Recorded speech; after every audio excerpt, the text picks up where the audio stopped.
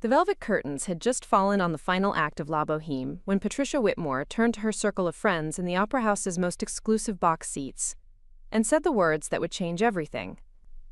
"You know, I still can't believe Robert married that little fortune hunter," she whispered, not bothering to lower her voice as I stood just 3 feet away, carefully folding my program.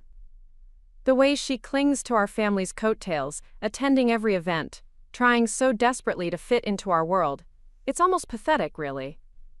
Before we jump back in, tell us where you're tuning in from, and if this story touches you, make sure you're subscribed, because tomorrow, I've saved something extra special for you.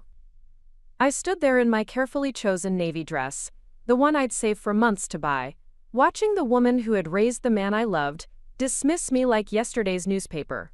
The irony was so thick I could have conducted an orchestra with it. Below us, the stage where world-renowned performers had just brought Puccini's masterpiece to life was funded partly by the very money Patricia assumed I was trying to steal from her family. But she had no idea that the anonymous donor who had quietly established the Metropolitan Opera House's youth outreach program 3 years ago was standing right behind her, close enough to hear every venomous word.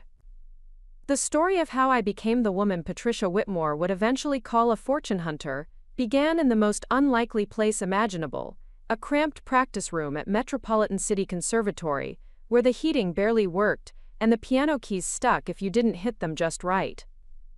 I was 22, surviving on instant ramen and determination, teaching piano lessons to elementary school kids for $15 an hour, while completing my master's degree in music education.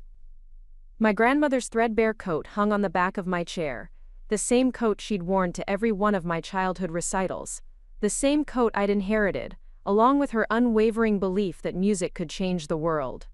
I wasn't supposed to be there that Tuesday afternoon in February. My regular student had canceled, and I should have been at home grading papers for the public school, where I substitute taught whenever they needed someone who could handle the music classes. Instead, I was working through a particularly challenging passage from Chopin's Nocturne in E-flat major, trying to perfect the fingering for a piece I'd been struggling with for weeks. The practice rooms at the conservatory were free for graduate students, and I took advantage of every minute I could get. That's when I heard it. Through the paper-thin walls came the sound of someone playing Rachmaninoff's Piano Concerto No. 2, but they were struggling with the same passage over and over again. The left hand wasn't quite synchronized with the right, and the emotional buildup that should have soared instead kept faltering. I found myself unconsciously tapping out the correct rhythm on my knee, humming the melodic line that would guide the problematic section. After 20 minutes of listening to the same 8 measures repeated with increasing frustration, I couldn't take it anymore. I knocked gently on the door of practice room B, the one where the struggling pianist was working. When no one answered, I pushed it open slightly and peered inside. A tall, brown-haired man in an expensive sweater sat at the piano bench, his head in his hands, surrounded by sheet music that looked like it had been through a tornado. "I'm sorry to interrupt," I said softly, "but I couldn't help hearing you work on the Rachmaninoff. I know it's none of my business, but I think I might be able to help with that passage you're stuck on." He looked up with eyes the color of storm clouds, frustrated and slightly embarrassed. "I've been at this for 3 hours," he said, gesturing helplessly at the keys. "I used to play this piece in high school, but my fingers just won't remember what my brain thinks they should be doing." I stepped into the room, closing the door behind me. "Mind if I take a look?" He slid over on the bench, making room for me to sit beside him. The moment my fingers touched the keys, I felt that familiar sense of coming home, the feeling that had sustained me through years of financial struggle and uncertain futures. I played the troublesome passage slowly, emphasizing the way the left hand needed to lead slightly, how the right hand should follow like a dance partner trusting their lead. "See how the left hand creates the foundation?" I explained, playing it again. "The right hand isn't trying to dominate, it's having a conversation. Like this." I demonstrated the call and response between the hands, the way Rachmaninoff had written it as a dialogue between 2 voices rather than a competition. He tried it again, and this time the music flowed the way it was meant to. The room filled with the rich, complex harmonies that made Rachmaninoff's music so emotionally powerful. When he finished the passage and looked up at me, his face had completely transformed from frustration to wonder. "That was incredible," he said. "I'm Robert, by the way. Robert Whitmore. And you just saved me from throwing very expensive sheet music across the room." "Emma Chen," I replied, offering my hand. "And expensive sheet music deserves better treatment than that." He laughed, a genuine sound that made something warm unfold in my chest. "Are you a student here?" "Graduate student in music education," I said. "Though I spend most of my time teaching kids how to play Mary Had a Little Lamb without crying." "That sounds incredibly rewarding, actually," he said. And I was surprised to realize he meant it. "I work in my family's real estate business, but I've been trying to get back into playing. I used to be decent at it, but apparently I've forgotten more than I remembered." We talked for another hour, long past when both of us should have left. I learned that Robert had played piano through high school, had even considered majoring in music before family expectations steered him toward business. He learned that I'd grown up in a tiny apartment above my grandmother's flower shop, that I'd started playing piano on an old upright that was more percussion instrument than musical one, and that I'd worked 3 jobs to pay for my undergraduate degree. "Would you maybe want to grab coffee sometime?" he asked as we finally packed up our music. "I mean, if you're not too busy teaching future virtuosos how to master nursery rhymes." I should have said no. I should have recognized the gulf between his world and mine, should have understood that a man who casually mentioned his family's real estate business probably lived in a different universe than someone who counted every dollar and saved for months to buy a decent winter coat. But when he smiled at me like I was the most interesting person he'd ever met, when he talked about music with the same passion that had driven me through years of struggle, I forgot about practical considerations. "I'd like that," I said. Our first date was at the Conservatory Café, a tiny place near the music school that served coffee in mismatched mugs and played classical music through speakers that had definitely seen better days. Robert showed up in jeans and a sweater that probably cost more than my monthly rent, but he seemed genuinely delighted by the quirky atmosphere. He ordered a simple black coffee while I splurged on a latte, and we talked for 4 hours about everything and nothing. I learned that he'd grown up in the Hillcrest neighborhood, in a house that had been featured in Metropolitan City's Historic Homes Tour. His father, Richard Whitmore, had built a real estate empire that included some of the city's most prestigious developments. His mother, Patricia, served on the boards of half a dozen cultural organizations, including the Metropolitan Opera House. His sister Vanessa had married into the Sterling family, old money that traced back to the city's founding fathers. "It sounds like you grew up in a fairy tale," I said, stirring sugar into my coffee. "More like a very expensive cage," he replied, and there was something wistful in his voice that made me look at him more carefully. Don't get me wrong, I'm grateful for the opportunities I've had, but sometimes I wonder what it would have been like to choose my own path, to follow my interests instead of expectations. "What would you have chosen?" I asked. "Music," he said without hesitation. "I would have studied composition. Maybe tried to write pieces that people would actually want to hear. But that's not exactly a practical career choice when you're expected to take over a family business." I reached across the table and touched his hand. "It's not too late, You could still write music, even if it's not your primary career. Some of the most beautiful pieces in classical music were written by people who had other jobs." He turned his hand over, intertwining our fingers. "When was the last time someone told you it wasn't too late to follow your dreams?" The question hit me harder than I expected. "I don't know," I admitted. "I guess I've always been too busy trying to survive to think about dreams beyond getting through the next semester." "Well, I'm telling you now," he said. "Whatever dreams you're carrying, Emma Chen, it's not too late." That conversation at the Conservatory Café became the foundation of everything that followed. Robert started coming to the conservatory regularly, not just to practice but to hear me play. He'd sit in the practice room while I worked through difficult pieces, offering encouragement and asking questions that showed he was really listening. In return, I helped him rediscover his love for music, working with him on pieces that challenged him without overwhelming him. 6 months into our relationship, Robert invited me to my first Whitmore family event, a charity gala at the Metropolitan Club.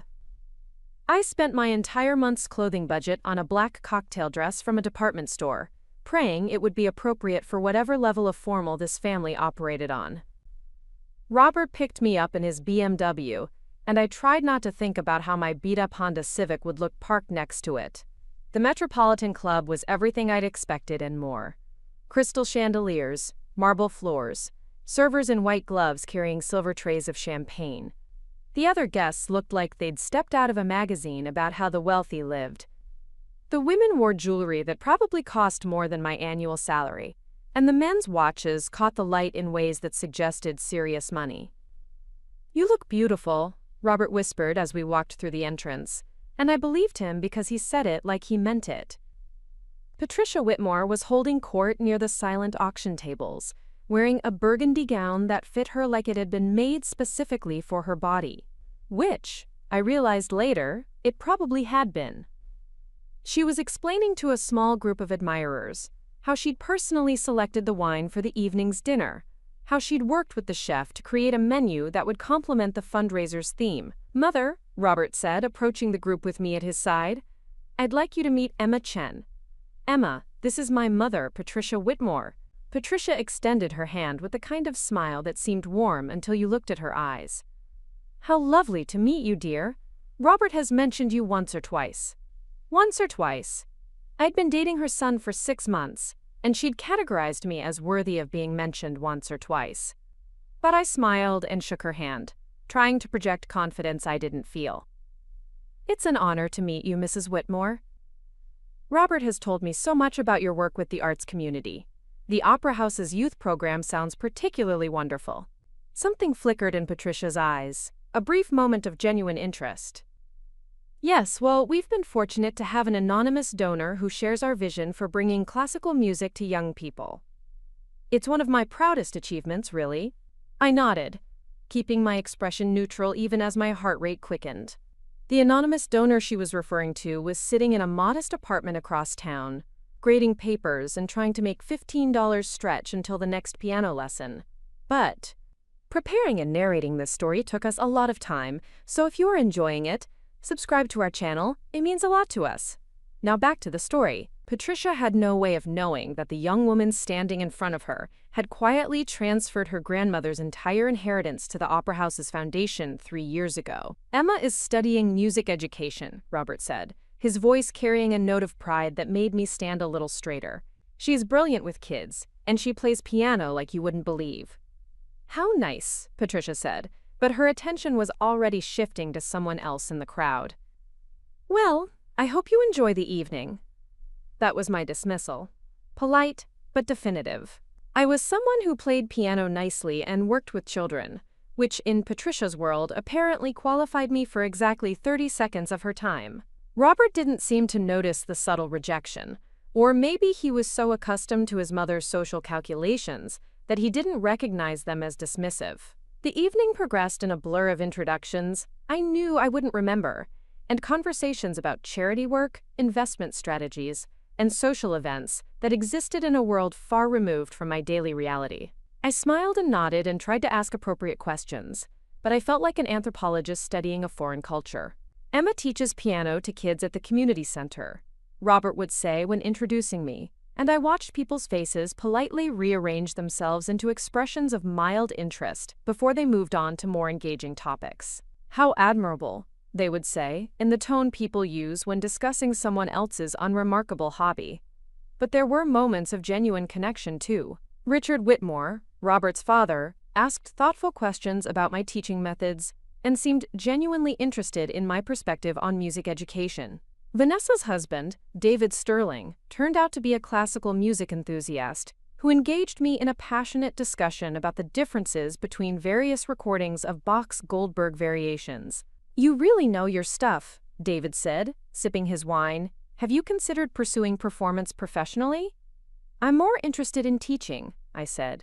"There's something magical about watching a child discover they can create something beautiful with their own hands."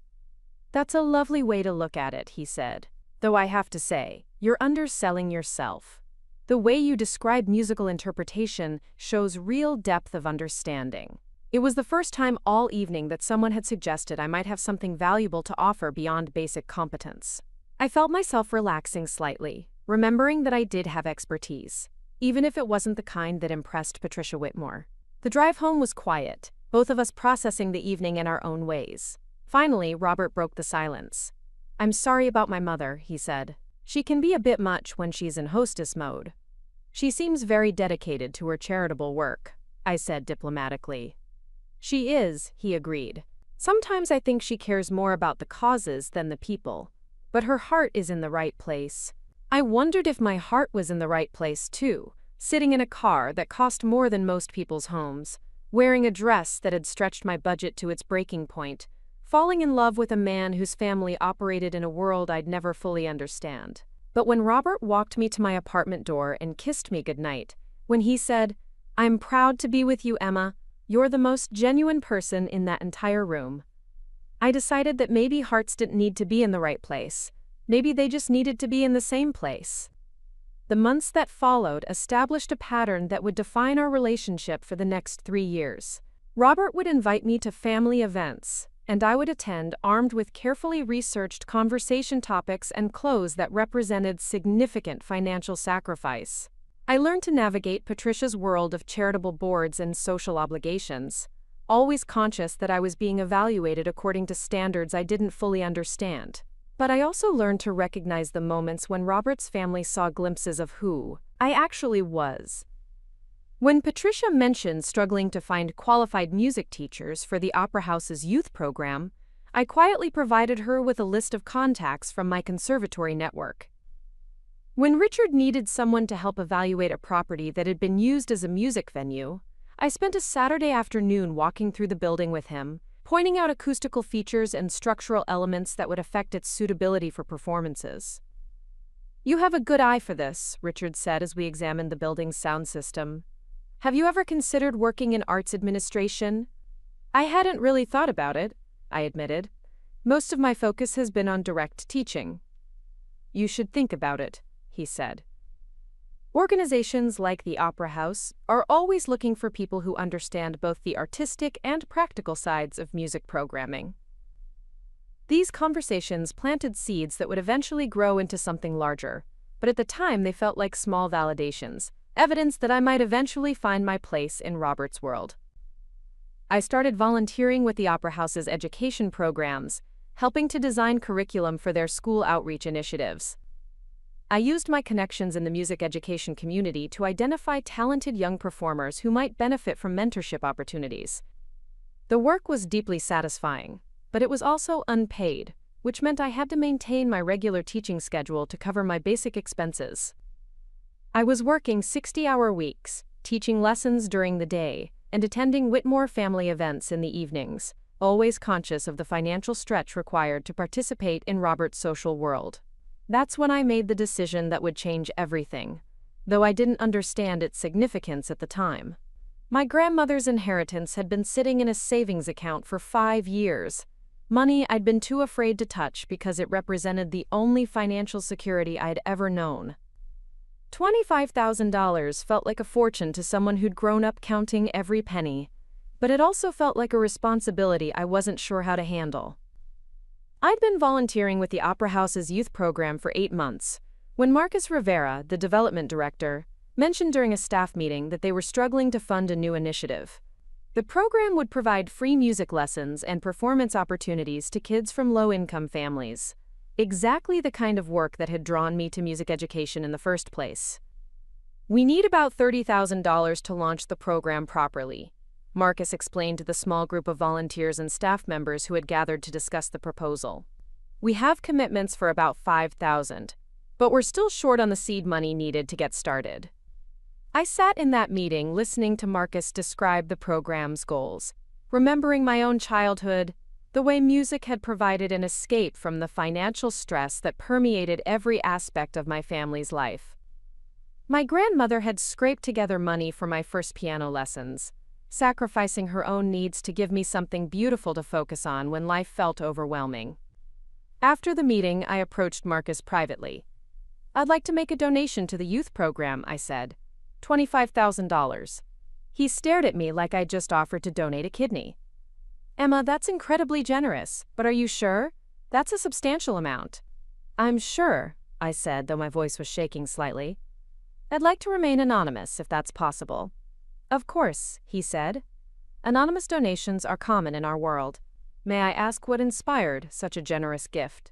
I thought about my grandmother, about the kids I taught at the community center who lit up when they finally mastered a difficult piece, about the transformative power of music that had shaped my entire life.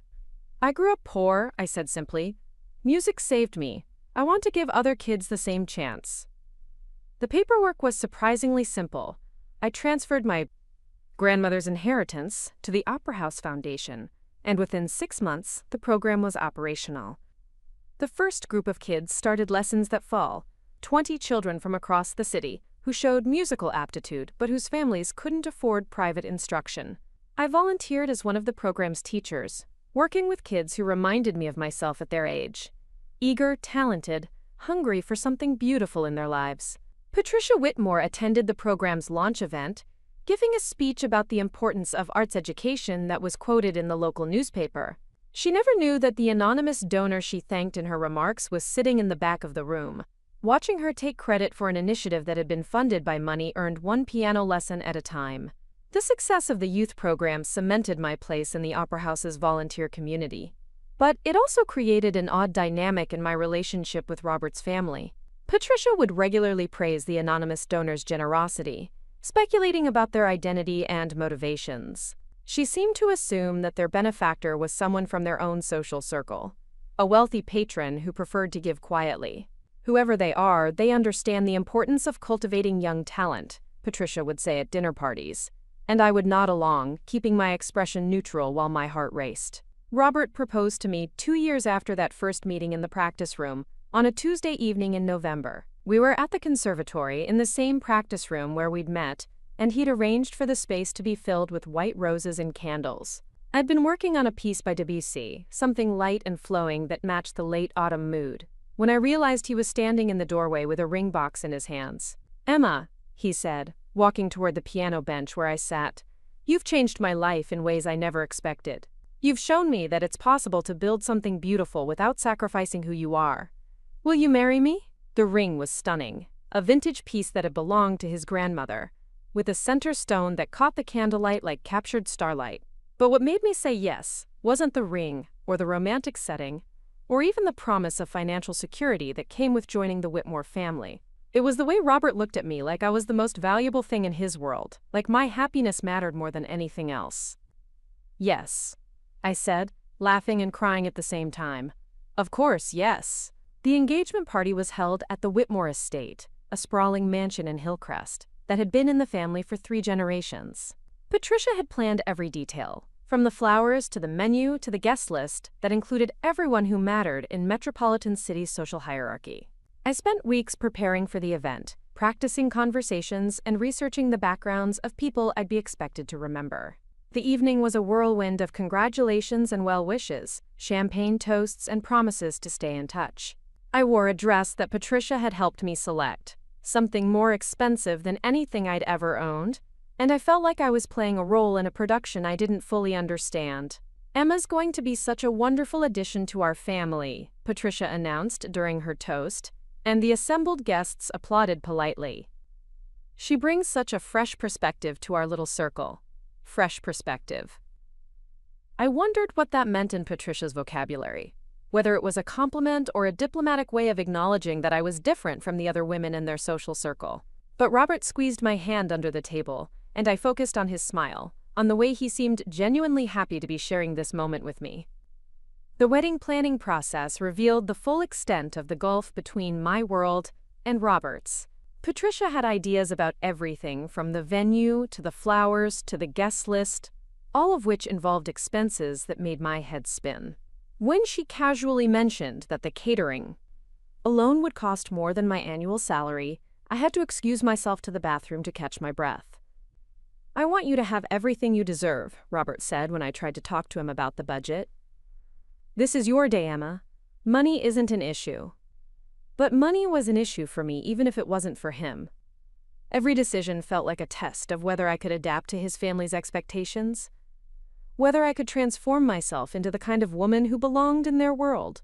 I found myself saying yes to things I didn't want and couldn't afford, all in the name of fitting in. The wedding itself was beautiful, held at the Metropolitan Club with 200 guests and a reception that was covered by the local society pages. I walked down the aisle in a dress that cost more than my childhood home's monthly rent, carrying flowers that had been flown in from 3 different states. The ceremony was performed by a minister who had officiated at half a dozen other high society weddings, and the reception featured music by a string quartet that regularly performed at the Opera House. But the moment that mattered most was when Robert took my hands during our vows and said, "Emma, you've taught me that the most beautiful music comes from the heart, not from technique. You've shown me that love is about seeing and celebrating who someone really is, not trying to change them into who you think they should be." I believed him completely, standing there in that beautiful dress surrounded by people who represented his world, not mine. I believed that love would be enough to bridge the gap between our backgrounds, that respect and understanding would grow naturally from the foundation we'd built together. The early months of our marriage were a honeymoon period in every sense. Robert was attentive and affectionate, interested in my work, and supportive of my continued involvement with the Opera House's education programs. We found a rhythm that seemed to work, balancing his family obligations with my teaching schedule, his business commitments with my volunteer work. But slowly, gradually, things began to shift. It started with small suggestions, comments that seemed helpful but carried implications I didn't fully understand at the time. "You might want to consider updating your wardrobe," Robert said one evening as we were getting ready for a charity auction. "Not that there's anything wrong with what you have, but these events can be pretty formal. Maybe you should think about cutting back on your teaching schedule," he suggested a few weeks later. "You're working such long hours, and it might be nice to have more time for family activities." Patricia mentioned that the Opera House is looking for someone to help with their donor relations, he said over dinner. "It might be a good opportunity for you to get more involved in the administrative side of things." Each suggestion seemed reasonable on its surface, but collectively they pointed in a direction I wasn't sure I wanted to go. Robert wasn't asking me to change who I was, but he was asking me to change how I spent my time, how I presented myself, how I prioritized my various commitments. The changes were subtle enough that I couldn't quite put my finger on what was bothering me, but significant enough that I began to feel like I was losing pieces of myself. The turning point came during our first anniversary celebration. Robert had arranged for us to have dinner at the city's most exclusive restaurant, followed by a private performance at the Opera House. It was a beautiful evening, romantic and thoughtful, but it was also expensive in ways that made me uncomfortable. "This must have cost a fortune," I said as we sat in the Opera House's private box, watching a performance of Carmen that had been arranged just for us. "You're worth it," Robert said, kissing my temple. "Besides, it's not about the money, it's about celebrating us, celebrating what we've built together." But as I sat there watching the performance, I realized that what we'd built together wasn't quite what I'd imagined.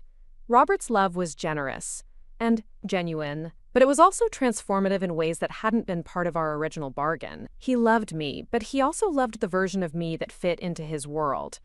The Emma who could attend charity galas and make small talk with potential donors and look comfortable in expensive clothes. The Emma who spent her Saturdays teaching piano to kids at the community center, who wore the same 3 dresses to every formal event, who counted every dollar and worried about rent money. That Emma was gradually being polished away, replaced by someone shinier and more socially acceptable. I didn't resist the transformation because I didn't fully understand it was happening. The changes were gradual, presented as opportunities rather than requirements. When the Opera House offered me a part-time position in their education department, it seemed like a natural progression from my volunteer work. When Patricia suggested I join her on the board of the Metropolitan Arts Council, it felt like recognition of my growing expertise. But each new role required more time, more energy, more focus on the world Robert's family inhabited.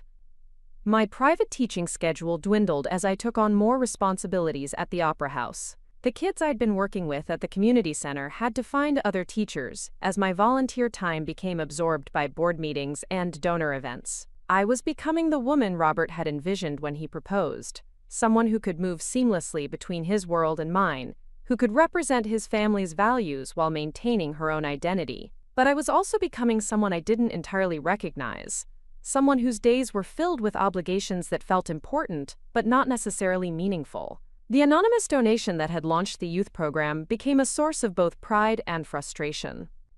I watched Patricia take credit for the program's success, speaking at conferences about the importance of arts education, while never acknowledging that the funding had come from someone outside their social circle. The kids in the program were thriving, which was what mattered most, but I began to feel like I was watching my own contribution be erased in real time. The anonymous donor continues to be one of our most valued supporters, Patricia would say during her speeches, and I would sit in the audience feeling invisible and essential at the same time. Robert knew about my donation, of course, but he didn't seem to understand why it bothered me that his mother received public recognition for work that had been funded by my grandmother's inheritance. When I tried to explain my feelings, he would remind me that anonymous donations were supposed to be anonymous, that the point was to support the cause rather than receive credit. "You're making a difference in those kids' lives," he would say. "Isn't that what matters?"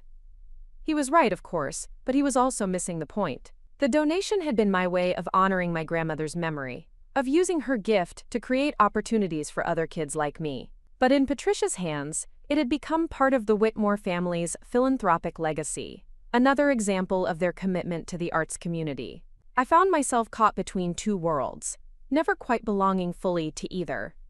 In my old life, I'd been Emma the piano teacher, someone who understood struggle and appreciated small victories. In my new life, I was Emma Whitmore, wife of Robert, daughter-in-law of Patricia, someone who attended charity galas and served on nonprofit boards. Both versions of myself were real, but they were also incomplete. I was learning to navigate Patricia's world of social obligations and strategic philanthropy, but I was also losing touch with the direct, personal connections that had drawn me to music education in the first place. The work was important, but it was also abstract in ways that left me feeling disconnected from the impact I was trying to create. 3 years into our marriage, I realized that I'd become exactly what Robert had hoped I would become when he first brought me to meet his family. I was polished, well-connected, knowledgeable about the arts community, and capable of holding my own in any social situation. I'd learned to dress appropriately for every occasion, to make conversation with donors and board members, to represent the Whitmore family's values in public settings. But I'd also become someone who rarely played piano for pleasure, who hadn't taught a private lesson in months, who attended more fundraising events than actual performances. I was successful by any objective measure, but I was also profoundly lonely in ways I hadn't expected. The loneliness wasn't about my relationship with Robert, which remained loving and supportive. It was about the gradual erosion of my connection to the work that had given my life meaning. I was still involved in music education, but from a distance, through committees and strategic planning sessions, rather than direct teaching. I was still making a difference in young people's lives, but I was doing it through fundraising and program development, rather than sitting at a piano bench helping a child work through a difficult passage. The work was valuable, but it wasn't the same as the work that had originally called me to music education. And through it all, Patricia continued to praise the anonymous donor who had made the youth program possible, never knowing that the donor was sitting at her dinner table, nodding along with her speeches about the importance of arts education, while feeling increasingly invisible in her own life. The foundation had been laid, the investment had been made, and the promise of belonging to something larger than myself had been fulfilled. But as I sat at another charity dinner, wearing another carefully chosen dress, listening to another speech about the importance of supporting young musicians, I began to wonder if the price of belonging had been higher than I'd realized.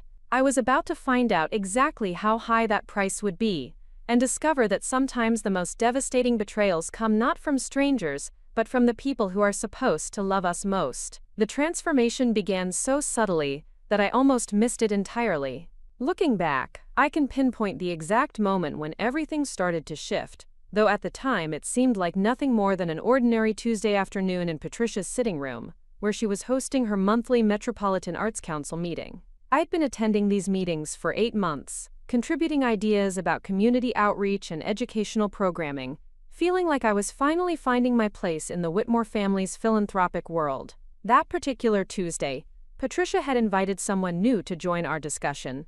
Victoria Ashford arrived 15 minutes late, sweeping into the room with the kind of confidence that suggested she'd never doubted her welcome anywhere.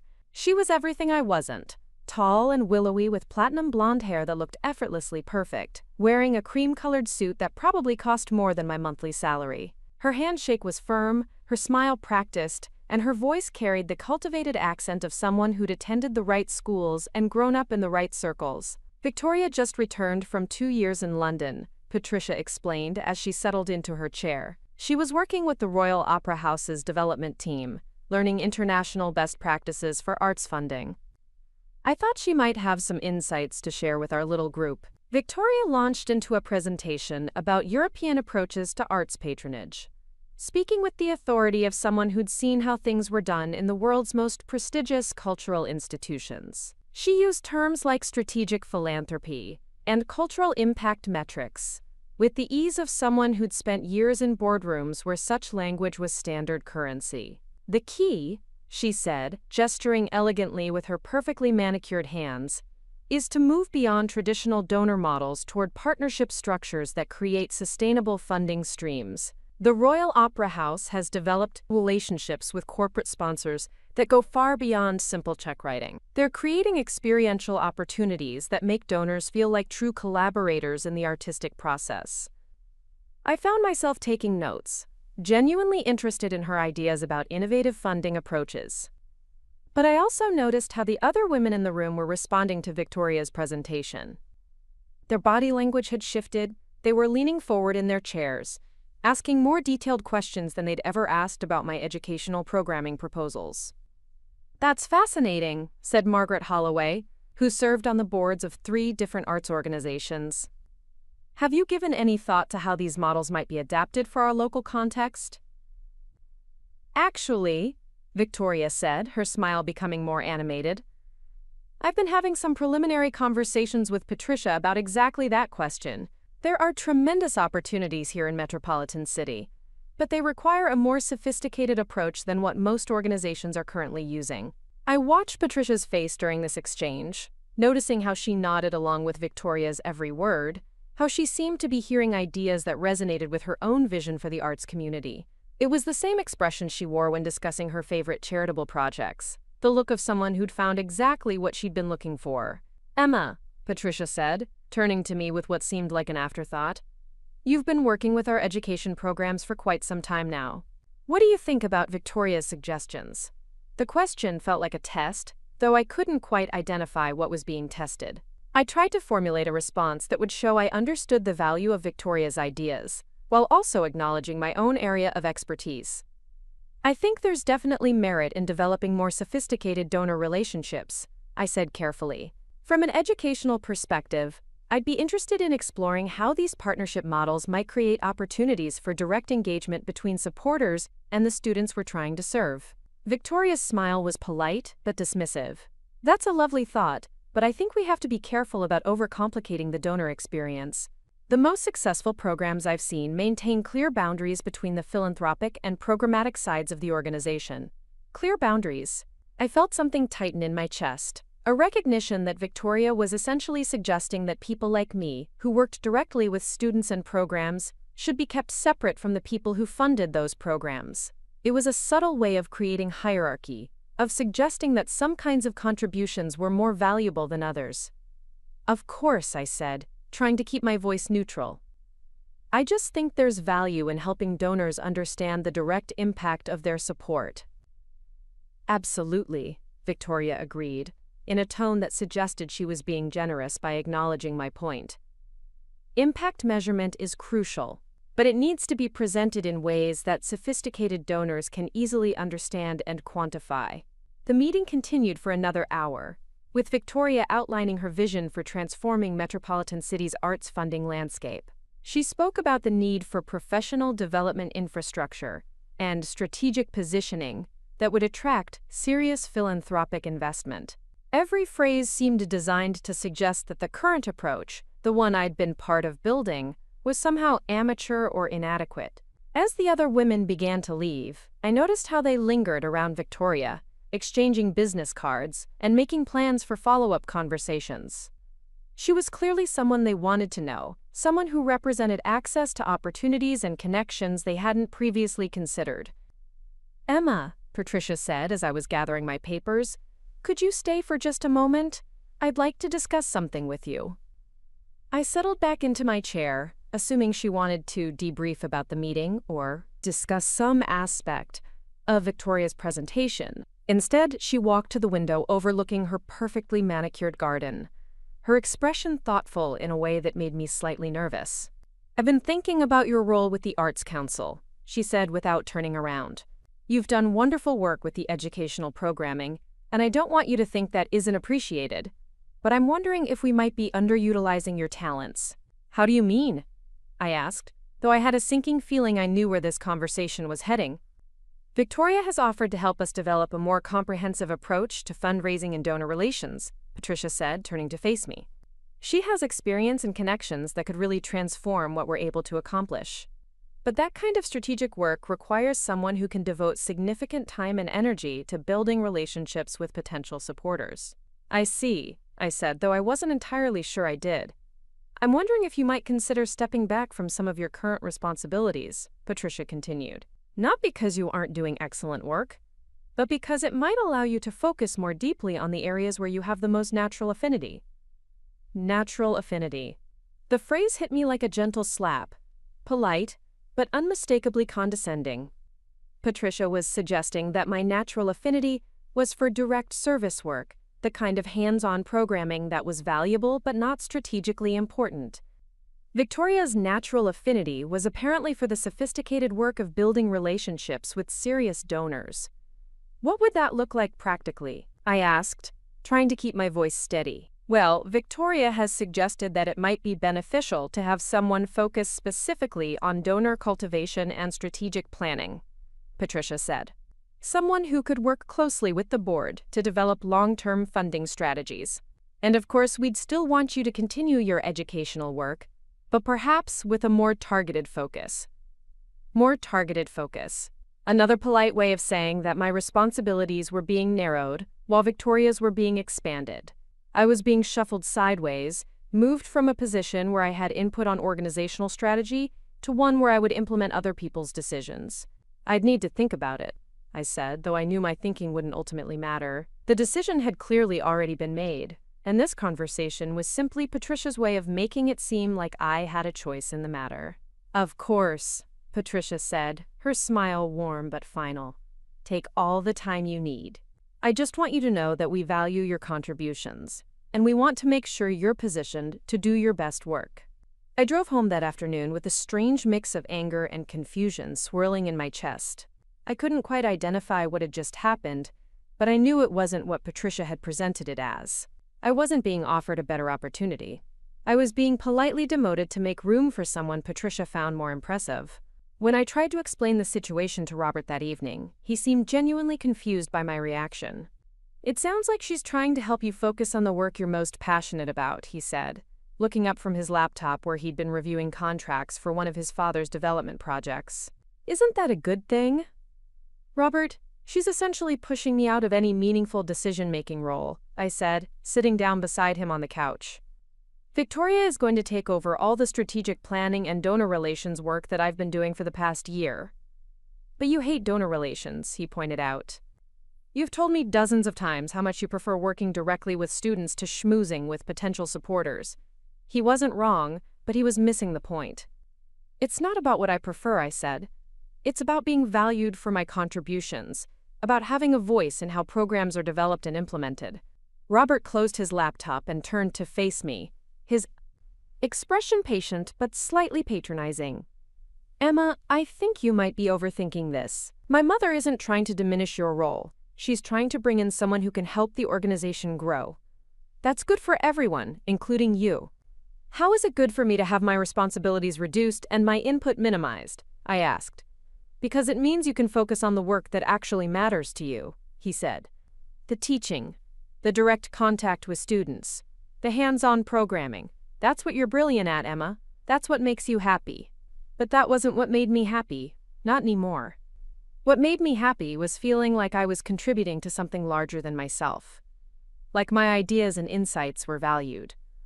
like I was helping to shape the direction of programs that could impact hundreds of young people's lives. The direct teaching was meaningful, but it was only one part of what I had been trying to build. "I don't think you understand what I'm trying to tell you," I said, feeling the familiar frustration of being misunderstood by someone who was supposed to know me better than anyone. "I understand that you're upset," Robert said, reaching for my hand. "But I also think you're letting your pride get in the way of seeing an opportunity." Victoria sounds like she has exactly the kind of experience that could help these organizations reach the next level. Pride. The word stung because it contained just enough truth to be believable. Maybe I was being prideful. Maybe I was resistant to change. Maybe I was threatened by someone who was clearly more qualified than I was for certain aspects of the work. But I was also being systematically excluded from conversations and decisions that I'd been part of for months. Over the following weeks, Victoria's presence became increasingly prominent in the arts community. She was invited to speak at conferences, quoted in newspaper articles about philanthropic trends, and introduced at social events as someone who was, quote, quote, quote, quote, quote, quote, quote, quote, revolutionizing arts funding in Metropolitan City. She seemed to know everyone who mattered, and to have opinions about everything from grant writing strategies to corporate sponsorship opportunities. More troubling was the way she seemed to be positioning herself as the primary bridge between the arts organizations and the donor community. She organized exclusive dinners for potential supporters, created presentation materials that emphasized sophisticated funding approaches, and developed relationships with foundation program officers who controlled significant grant funding. "Victoria has such a gift for this work," Patricia said during one of our increasingly infrequent conversations. "She understands how to speak to donors in language they can relate to, how to present our programs in ways that demonstrate real impact and value." The implication was clear. I didn't understand how to speak to donors in language they could relate to. My approach to fundraising, which emphasized the direct human impact of arts education, was apparently less sophisticated than Victoria's focus on metrics and strategic outcomes. But the most painful part of Victoria's integration into the arts community was watching how she seemed to effortlessly command the respect and attention that I'd been working for years to earn. Board members who had politely nodded through my presentations now engaged in animated discussions about her proposals. Donors who had previously seemed skeptical of education-focused programming were suddenly enthusiastic about supporting initiatives that Victoria championed. "She just has a way of making people feel like they're part of something important," Margaret Holloway explained to me after a particularly successful fundraising event that Victoria had organized. "It's a rare talent, the ability to help donors understand not just what they're supporting, but why their support matters in the larger context of cultural philanthropy." I wanted to point out that I'd been trying to help donors understand exactly that for the past 2 years, but I realized it would sound petty. Victoria wasn't doing anything wrong. She was simply better at something that I'd thought I was reasonably competent at. The problem wasn't that she was succeeding. The problem was that her success was making my contributions seem less valuable by comparison. The shift in my relationship with Robert's family became more apparent during their monthly dinner parties. Elaborate affairs where Patricia would invite 24 people to discuss charitable projects and social developments over multi-course meals prepared by a chef who'd trained at the Culinary Institute. I'd been attending these dinners for 3 years, gradually learning the unspoken rules about which topics were appropriate for discussion and which guests were worth cultivating relationships with.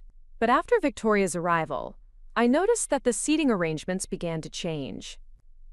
Instead of being placed near Patricia or other influential board members, I found myself at the opposite end of the table, seated next to spouses who weren't directly involved in philanthropic work.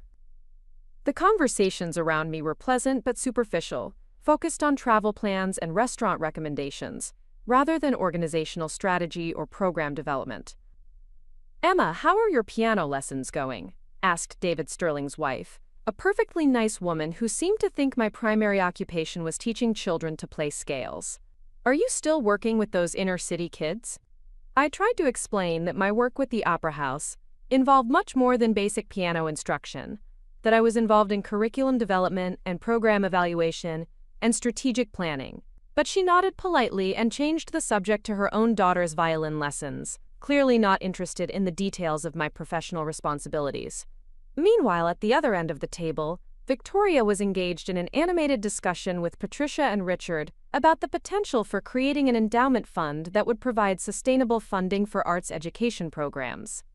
They were discussing exactly the kind of strategic initiative that I'd been proposing for months, but Victoria was presenting it with a sophistication and authority that seemed to make it suddenly viable. The key is to create a funding structure that can weather economic downturns, Victoria was saying, her voice carrying clearly across the dining room. If we can build an endowment of $2 million, the annual interest would provide a stable foundation for programming that wouldn't be dependent on year-to-year fundraising. $2 million. The figure made my breath catch, both because it was so much larger than anything I'd imagined, and because it was exactly the kind of transformative funding that could eliminate the constant financial uncertainty that plagued arts education programs. It was a brilliant idea, the kind of long-term thinking that could revolutionize how organizations approached program sustainability. But it was also an idea that built directly on work I'd been doing for the past year, research I'd compiled about successful endowment models at other institutions, conversations I'd had with program officers about the challenges of sustaining educational initiatives. Victoria was presenting it as her own insight, developed through her international experience and strategic expertise. Emma's been doing some interesting work on program sustainability, Patricia said, glancing in my direction. Haven't you, dear? It was a polite acknowledgement, the kind of comment that suggested she remembered I'd been involved in related work, but couldn't quite recall the details. I smiled and nodded, knowing that anything I said would seem like I was trying to claim credit for Victoria's proposal. That's wonderful, Victoria said, her smile warm but dismissive.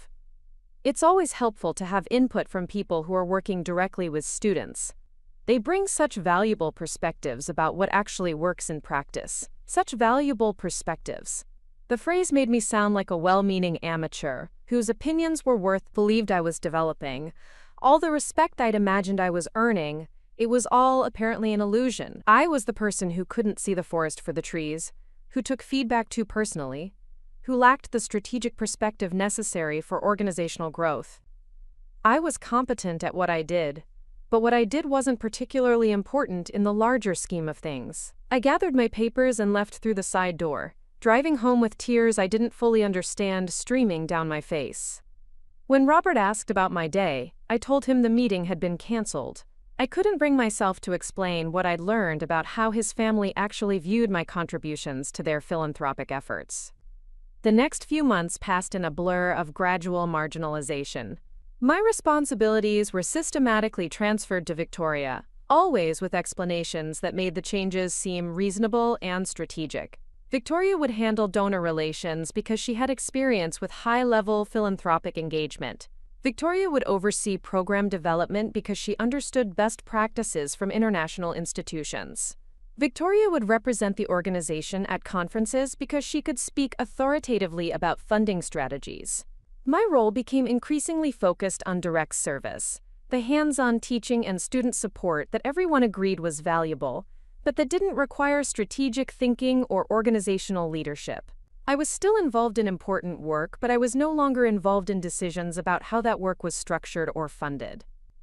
The anonymous donation that had started everything became a source of particular frustration.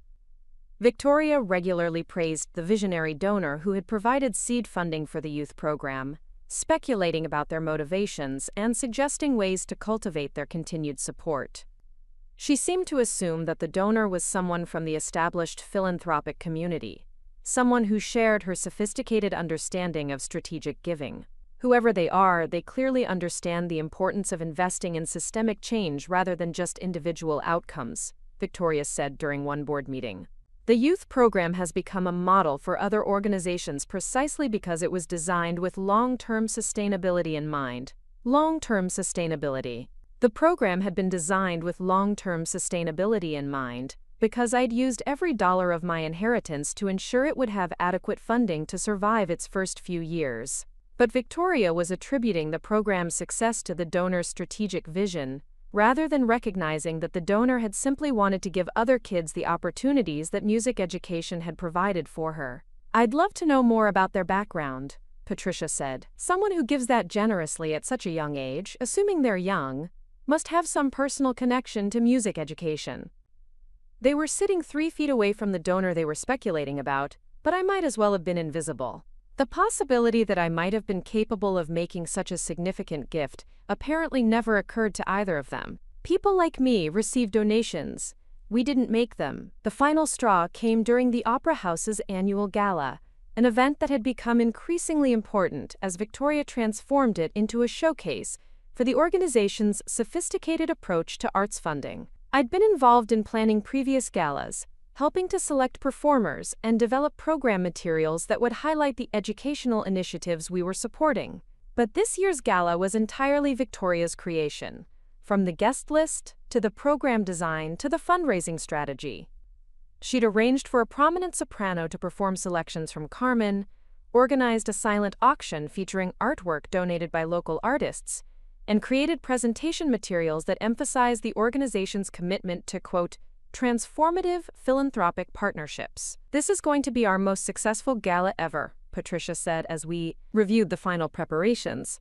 Victoria has really outdone herself. I stood at the edge of the conversation, holding a clipboard with information about the youth program that I'd been asked to have available in case anyone wanted details about educational initiatives. It was a supporting role, important but not central, useful but not essential. Emma, you look lovely, Victoria said, noticing me for the first time. That dress is perfect for the occasion. The dress was the same one I'd worn to last year's gala, and the year before that. I'd been hoping to buy something new, but my reduced role with the Arts Council had also meant reduced compensation, and I was back to counting dollars the way I had before marrying Robert. Thank you, I said, smiling with what I hoped looked like genuine warmth. Everything looks wonderful. I'm so glad you think so, Victoria said. It's been such a collaborative effort, bringing together so many different perspectives and areas of expertise. Collaborative effort.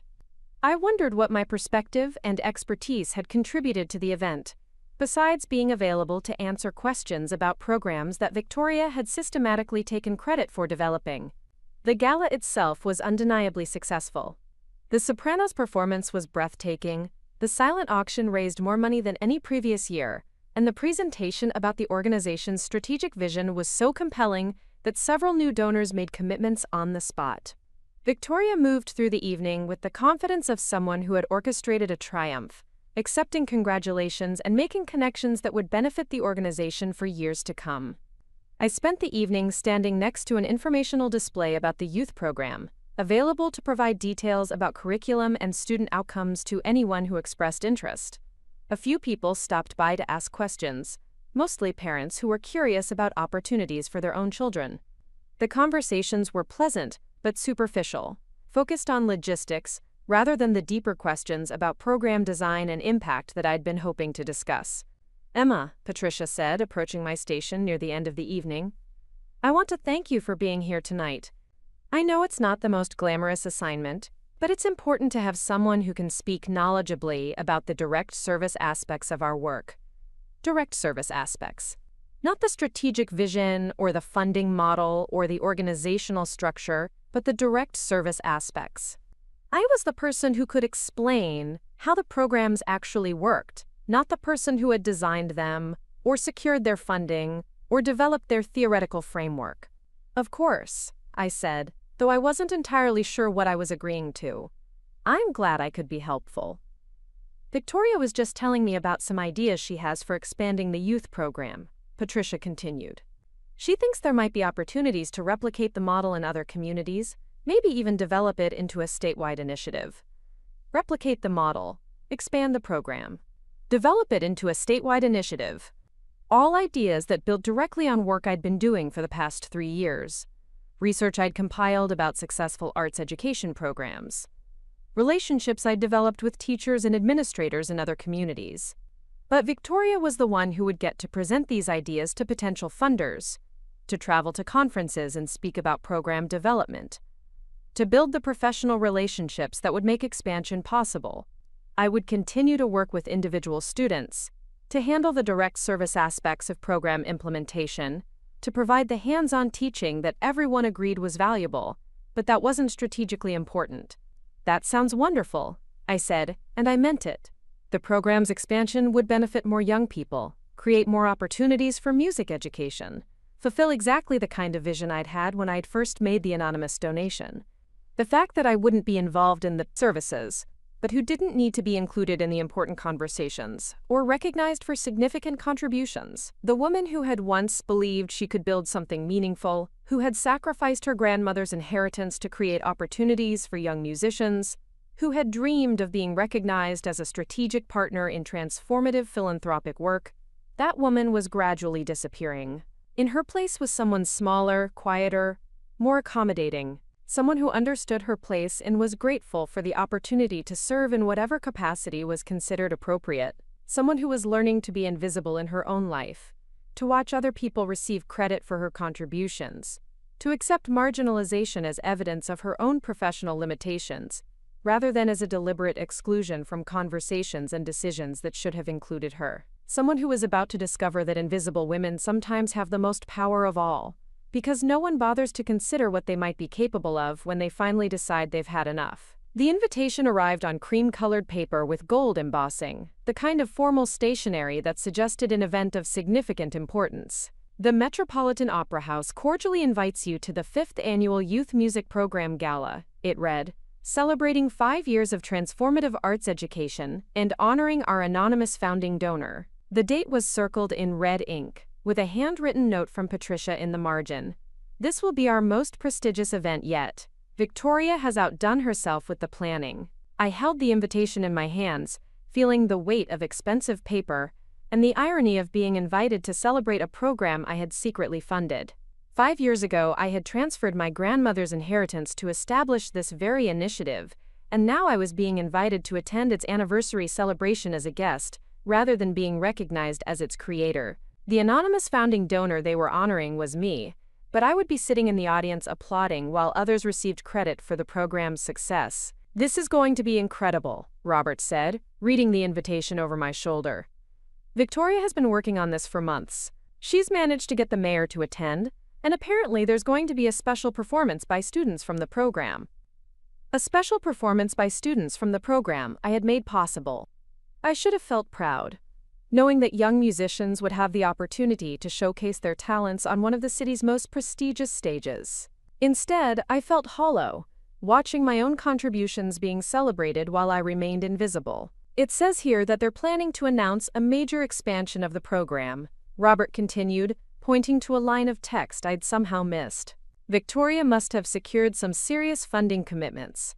Major expansion. The program I had envisioned as a small initiative to help a few dozen kids had grown into something much larger, thanks to Victoria's strategic vision and fundraising expertise. She was taking the foundation I had provided and building an empire on top of it, creating opportunities for hundreds of young musicians across the city. "That's wonderful," I said, though my voice sounded strained even to my own ears. "More kids will benefit from music education." "You don't sound very enthusiastic," Robert observed, settling beside me on the couch. "I thought you'd be excited about the program's expansion." I was excited about the program's expansion, but I was also devastated by my own invisibility in the process. How could I explain to Robert that I was struggling with watching other people receive recognition for work that had been built on my foundation, literally and figuratively? How could I tell him that his family's dismissal of my contributions had made me feel like a stranger in my own life? "I am excited," I said, forcing a smile. "I just hope the expansion doesn't compromise the quality of the programming." "I'm sure Victoria has thought of that," Robert said. "She's incredibly thorough when it comes to strategic planning." Victoria was incredibly thorough when it came to strategic planning, which was exactly the problem. She had systematically taken over every aspect of the program's development, from fundraising to curriculum design to public relations. My role had been reduced to that of an occasional consultant, someone who could provide input about direct service delivery, but who wasn't involved in decisions about program direction or organizational growth. The weeks leading up to the gala were a whirlwind of preparation and excitement. Patricia hosted several planning meetings at her home, gatherings where Victoria would present updates on ticket sales, sponsor commitments, and program details. I attended these meetings as a peripheral participant, taking notes and offering suggestions that were politely acknowledged but rarely incorporated into the final plans. The mayor's office has confirmed that he'll be presenting the recognition award to our anonymous donor, Victoria announced during one of these meetings. Obviously, since we don't know who they are, we'll be presenting it to an empty chair as a symbolic gesture. An empty chair. The recognition award for my donation would be presented to an empty chair while I sat in the audience, watching a symbolic gesture honor my own generosity. The irony was so thick I could barely breathe around it. "That's a lovely touch," said Margaret Holloway, who had become one of Victoria's most enthusiastic supporters. "It really emphasizes the selfless nature of philanthropic giving." Selfless nature. If only they knew that the selfless donor they were honoring was sitting at the same table, invisible in plain sight, watching her own contributions be transformed into a symbolic gesture. I've also arranged for several of the program's success stories to speak about the impact of arts education on their lives, Victoria continued. These are young people who've gone on to attend prestigious music schools, win competitions, perform with professional orchestras. Their testimonials will really demonstrate the transformative power of strategic investment in youth development. Transformative power of strategic investment. The young people Victoria was referring to had been part of the program since its inception, students who had received scholarships and mentorship opportunities that I had made possible through my anonymous donation. But Victoria was presenting their success as evidence of her strategic vision, rather than acknowledging that their opportunities had been funded by someone else's sacrifice. "Emma," Patricia said, turning to me with what seemed like an afterthought, "you've worked directly with many of these students. Would you be willing to help with their preparation for the speaking portion of the evening?" Of course I would help with their preparation. I was always willing to handle the direct service aspects of program implementation. The hands-on work that everyone agreed was valuable but that didn't require strategic thinking or organizational leadership. I was the person who could work with students on their public speaking skills while other people received recognition for their strategic contributions. "I'd be happy to help," I said, though I wasn't entirely sure happiness was the right word for what I was feeling. "Wonderful," Victoria said, making a note on her tablet. "I'll send you the list of speakers and their prepared remarks. We want to make sure their presentations align with the overall message of the evening." Align with the overall message. Even the students' own stories about their experiences in the program would be filtered through Victoria's strategic vision, edited to emphasize the themes and messages that she had determined were most important for the audience to hear. The evening of the gala arrived with all the pageantry and sophistication that Victoria had promised. The Metropolitan Opera House was transformed into a glittering showcase of the city's cultural elite, with champagne reception tables arranged throughout the lobby and a red carpet entrance that drew local media attention. I wore my best dress, a navy blue gown that I'd owned for several years but that still looked elegant enough for the occasion. "You look beautiful," Robert said as we walked up the Opera House steps, past photographers who were capturing images of the evening's most prominent attendees. "This is going to be a night to remember. A night to remember." I was about to watch my own philanthropic contribution be celebrated, while I remained anonymous not by choice, but by circumstance, invisible, not because I preferred privacy, but because no one had bothered to consider that I might be capable of making such a significant gift. The reception was exactly what I'd expected, a carefully orchestrated display of wealth and influence, with guests who moved through the space like they owned it. Victoria was everywhere at once, greeting donors, directing staff, ensuring that every detail of the evening proceeded according to her meticulous planning. She wore a stunning emerald gown that must have cost more than my monthly salary, and she moved with the confidence of someone who had orchestrated a triumph. "Emma, how lovely to see you," she said, approaching me with a smile that was warm but slightly patronizing. "I'm so glad you could be here tonight. This program has been such a success, and we couldn't have done it without the support of dedicated volunteers like you. Dedicated volunteers like me. Not strategic partners or program developers or founding contributors, but dedicated volunteers. People who provided valuable services, but who weren't essential to the organization's strategic direction." It's wonderful to see how much the program has grown, I said, trying to keep my voice neutral. The students must be so excited to perform tonight.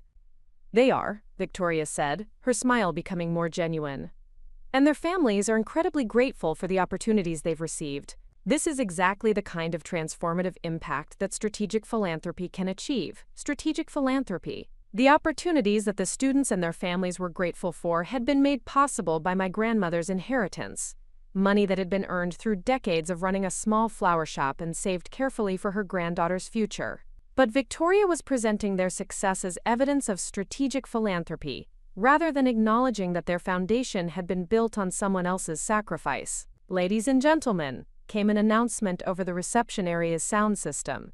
Please take your seats for this evening's program. The Opera House's main auditorium had been transformed for the occasion, with special lighting and floral arrangements that created an atmosphere of elegance and celebration. I found my seat in the third row, close enough to see the stage clearly but far enough from the front to reinforce my status as a supporting participant rather than a central figure. Patricia was seated in the front row, wearing a burgundy gown that complemented her silver hair and diamond jewelry.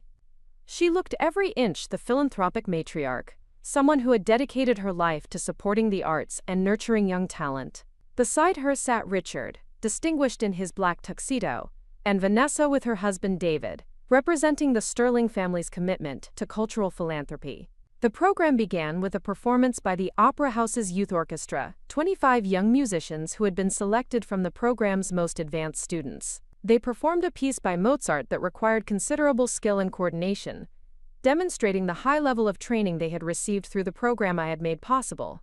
As I watched these young people play with such passion and precision, I felt a complex mix of emotions. Pride in their accomplishments, satisfaction in knowing that my contribution had made their training possible, but also a deep sadness about my own invisibility in their success. These students had no idea that the woman sitting in the third row had sacrificed her inheritance to create the opportunities they were now showcasing. Our next speaker, announced the evening's host, a prominent local television personality, is Victoria Ashford, the strategic visionary who has transformed arts education in our city through her innovative approaches to program development and donor relations. Strategic visionary. Victoria walked onto the stage with the poise of someone who belonged there, someone who had earned the right to be recognized as a leader in her field. She spoke eloquently about the importance of arts education, the need for strategic investment in youth development, and the transformative power of music in young people's lives. 5 years ago, she said, addressing the audience with practiced authority, a visionary donor made a remarkable gift that allowed us to launch this program. That anonymous benefactor understood something that many philanthropists struggle to grasp. That true impact comes not from scattered giving, but from strategic investment in initiatives that can create lasting change. Strategic investment. My grandmother's inheritance had been strategic investment, though not in the way Victoria was describing it. It had been strategic in the sense that I had understood the transformative power of music education from personal experience. But it hadn't been strategic in the sense of being part of a calculated philanthropic portfolio. Tonight, we honor that anonymous donor not only for their generosity but for their wisdom, Victoria continued. They saw the potential for this program to become something much larger than its initial scope, and their gift has created a foundation that will benefit young musicians for generations to come. The audience applauded enthusiastically, and I found myself clapping along with them, honoring my own contribution while remaining invisible to everyone around me. Victoria was describing my donation as evidence of strategic wisdom, rather than acknowledging that it had been an act of love, a way of honoring my grandmother's memory, while creating opportunities for other young people who shared my background.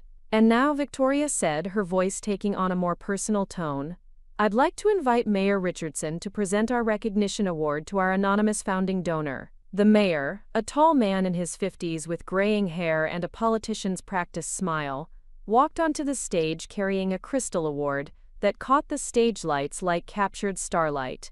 He spoke briefly about the importance of arts education and the city's commitment to supporting cultural initiatives, then turned toward an empty chair that had been placed center stage.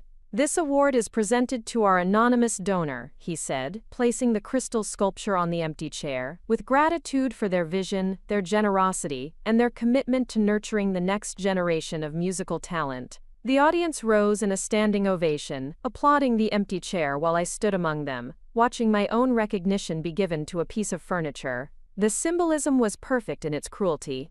I was being honored for my contribution while remaining physically absent from my own recognition.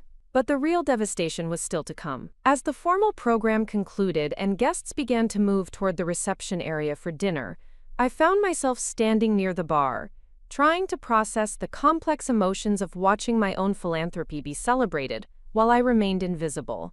"Can you believe how much money these people throw around?" I heard a voice say behind me.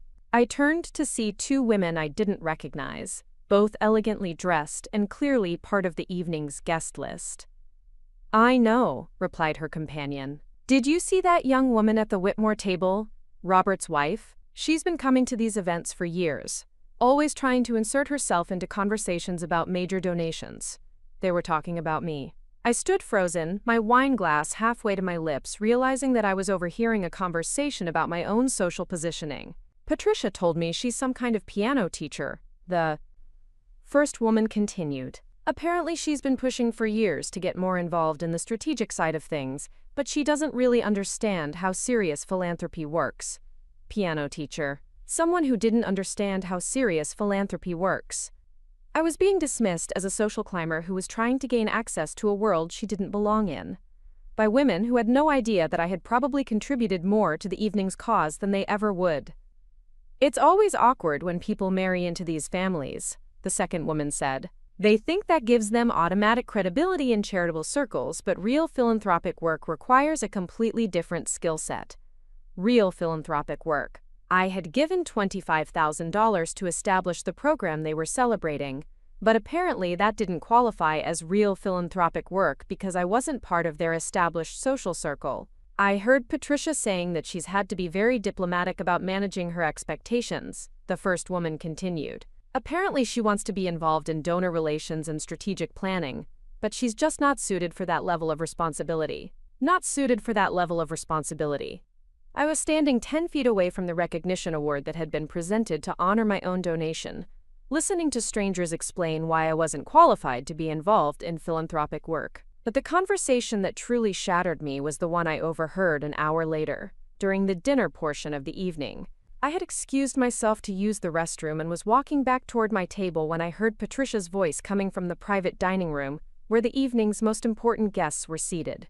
"The problem with Emma," Patricia was saying, "is that she's always been more interested in the social aspects of philanthropy than the actual work. She attends every event, volunteers for every committee, but she doesn't really understand the strategic thinking that's required for effective charitable giving."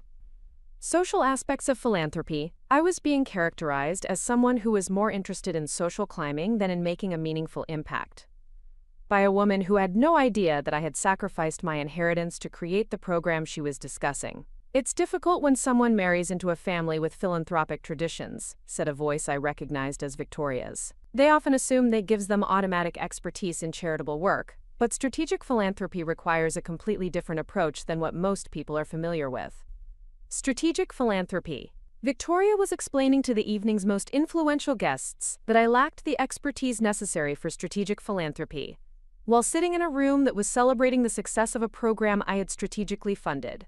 "I've tried to be supportive," Patricia continued, "but I've had to be very clear about the distinction between volunteering and leadership. Emma is wonderful at the hands-on aspects of program implementation, but she doesn't have the background or perspective necessary for high-level donor relations." High-level donor relations. I was being excluded from high-level donor relations because I supposedly lacked the background necessary for that kind of work, while the evening's highest-level donor was standing in the hallway listening to her own dismissal. "It's challenging," agreed another voice, one I recognized as Margaret Holloway's. "You want to be inclusive and supportive, but you also have to protect the organization's reputation. When someone doesn't understand the subtle dynamics of philanthropic culture, they can inadvertently damage relationships with serious donors." Serious donors. I was being characterized as someone who might damage relationships with serious donors. by women who were celebrating the generosity of the serious donor they were concerned about protecting the organization from. But the comment that cut deepest came from Patricia herself, delivered in the matter-of-fact tone of someone stating an obvious truth. "Honestly," she said, "I've always suspected that Emma's interest in our charitable work has more to do with social positioning than genuine commitment to the causes. She's never made any significant financial contributions herself, but she's always eager to be associated with our family's philanthropic activities. Never made any significant financial contributions. I was being accused of being a social climber who was trying to gain status through association with the Whitmore family's charitable giving, by the woman who had just spent an evening celebrating the significant financial contribution I had made anonymously. It's the classic fortune hunter pattern," said Victoria, and I felt something cold settle in my stomach. They marry into established families and then try to leverage those connections for their own social advancement. Fortune hunter. Victoria was describing me as a fortune hunter, someone who had married Robert for his family's wealth and social position. The irony was so brutal, I could barely breathe around it. I was being called a fortune hunter while standing in a building where I had anonymously donated more money than most of the evening's guests would contribute in their entire lifetimes. "I hate to say it," Patricia continued, "but I think we need to be more careful about how much access we give her to our donor network. She means well, but she doesn't understand the delicate relationships that sustain this kind of work." Delicate relationships. I was being excluded from the donor network because I supposedly didn't understand the delicate relationships that sustained philanthropic work, while the evening's program was celebrating the success of an initiative that I had personally sustained through my own contribution. I stood in that hallway, listening to my mother-in-law and her friends discuss my professional limitations and social motivations, feeling something fundamental shift inside me. The woman who had spent 5 years trying to earn recognition for her contributions, who had gradually accepted marginalization as evidence of her own inadequacy, who had allowed herself to be redefined as a dedicated volunteer rather than a strategic partner. That woman was disappearing. In her place was someone who understood exactly what she was dealing with. A group of people who were so blinded by their own assumptions about class and social position that they couldn't recognize the donor they were celebrating was standing right in front of them. I walked back to my table and sat down beside Robert, who was engaged in animated conversation with David Sterling about the evening's success. "This has been incredible," Robert said, noticing my return. "Victoria really outdid herself. The program presentations were so compelling, and the fundraising results are apparently going to exceed all expectations." "It's been remarkable," I agreed, though I wasn't thinking about the program presentations or the fundraising results. I was thinking about the conversation I just overheard, the casual dismissal of my contributions and motivations by people who had no idea who they were actually talking about. "The expansion announcements are going to be game-changing," David added. "Victoria's vision for scaling this program to other cities is exactly the kind of strategic thinking that creates lasting impact." Strategic thinking. Victoria's vision for scaling the program was built on the foundation I had provided, funded by the money I had contributed, made possible by the strategic decision I had made to invest my inheritance in youth music education. But she was being credited with strategic thinking while I was being dismissed as a fortune hunter. "Emma," Robert said, turning to me with curiosity, "you've been awfully quiet tonight. What did you think of Victoria's presentation?" I looked at my husband, this man who loved me genuinely, but who had never understood the depth of my contributions to his family's philanthropic work.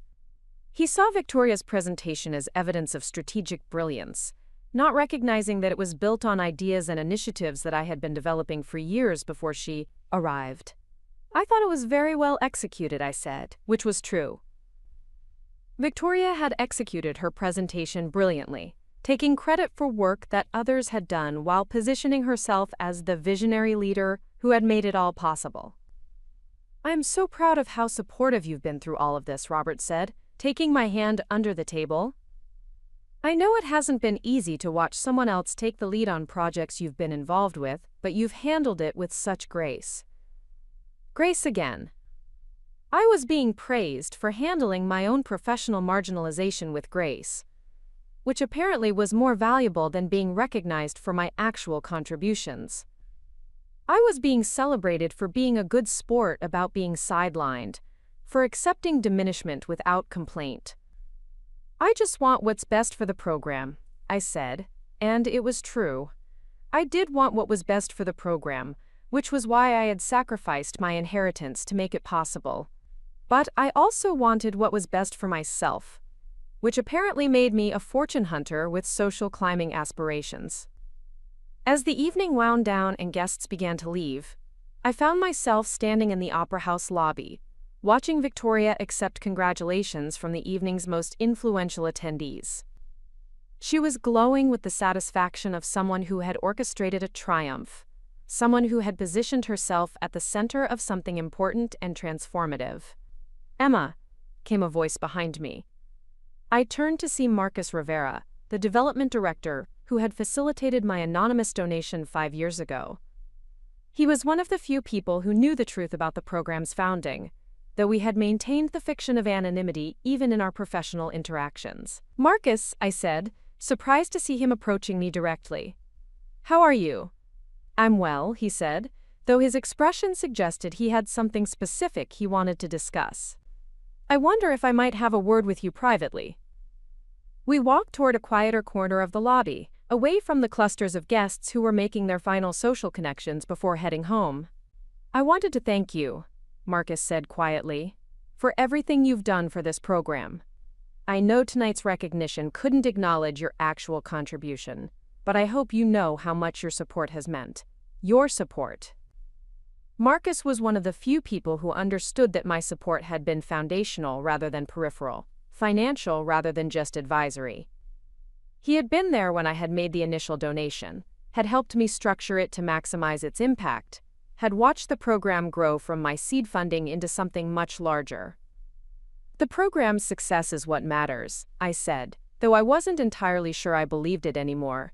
"The students are getting opportunities they wouldn't have had otherwise." "That's true," Marcus agreed. "But I also think you should know that your original vision for the program has been essential to its development. The direct service approach you advocated for, the focus on individualized instruction, the emphasis on creating pathways to advanced training, all of that has been central to what's made this initiative so successful. My original vision." Marcus was acknowledging that the program's success was built on approaches I had advocated for, ideas I had developed, strategies I had insisted on when I had made the initial donation. But none of that was visible to the people who were celebrating the program's achievements. "I'm glad the approach has worked," I said, though I was thinking about the conversation I'd overheard. The dismissal of my contributions and motivations by people who had no idea what they were actually talking about.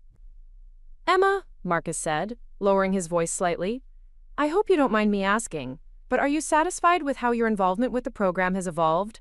I know there have been some organizational changes, and I wanted to make sure you felt like your perspective was still being valued."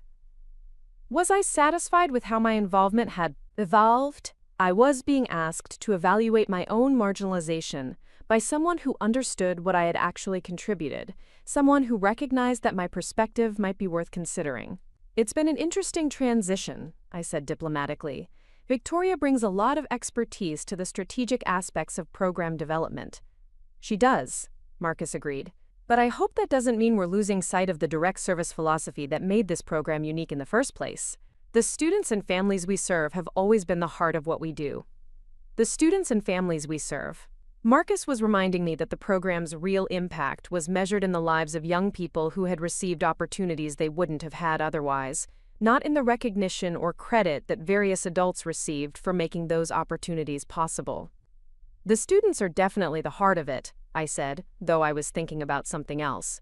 I was thinking about the conversation I'd overheard, the casual dismissal of my contributions, by people who had no idea what they were actually talking about. I was thinking about being called a fortune hunter while standing in a building where I had donated more money than most of the evening's guests would contribute in their entire lifetimes. "Marcus," I said, making a decision that surprised me even as I spoke, "I wonder if you might be willing to meet with me sometime next week. There are some things I'd like to discuss about the program's development and my ongoing involvement." Of course, he said, though I could see curiosity in his eyes. Is there something specific you'd like to talk about? I'm not entirely sure yet, I said, which was true. I wasn't sure what I wanted to discuss with Marcus, but I knew I needed to talk to someone who understood the full scope of my contributions to the program's success. I needed to talk to someone who might be able to help me figure out what to do about the growing recognition that I was being systematically erased from my own philanthropic story. I'll call you Monday, Marcus said. And Emma? I hope you know that whatever changes have happened organizationally, your contributions to this program will always be foundational to its success. Foundational to its success. Marcus understood that my contributions had been foundational, even if no one else seemed to recognize that fact. He understood that the program's achievements were built on more than just Victoria's strategic vision, that there had been other people whose ideas and resources had made the current success possible. I drove home that night with a strange mix of emotions swirling in my chest. Pride in the program's achievements, satisfaction in knowing that young musicians were receiving opportunities that would change their lives, but also a deep anger about my own invisibility in the process. I was the anonymous donor who had been honored with an empty chair while I sat in the audience. I was the fortune hunter who had been dismissed for never making significant financial contributions while standing in a building where I had donated $25,000. I was the social climber who was supposedly more interested in status than substance, while watching other people receive recognition for work that had been built on my foundation. But I was also someone who had finally understood exactly what I was dealing with, a group of people who were so blinded by their own assumptions about class and social position that they had no idea who they were actually talking about. And for the first time in 5 years, I was beginning to think that maybe it was time for them to find out. The coffee shop near the Opera House was nearly empty on Tuesday morning, just a few regulars nursing their drinks while reading newspapers or tapping away at laptops. Marcus Rivera sat across from me in a corner booth, his expression shifting from curiosity to concern as I explained what I'd overheard at the gala. "They called you a fortune hunter?" he said, his voice barely above a whisper.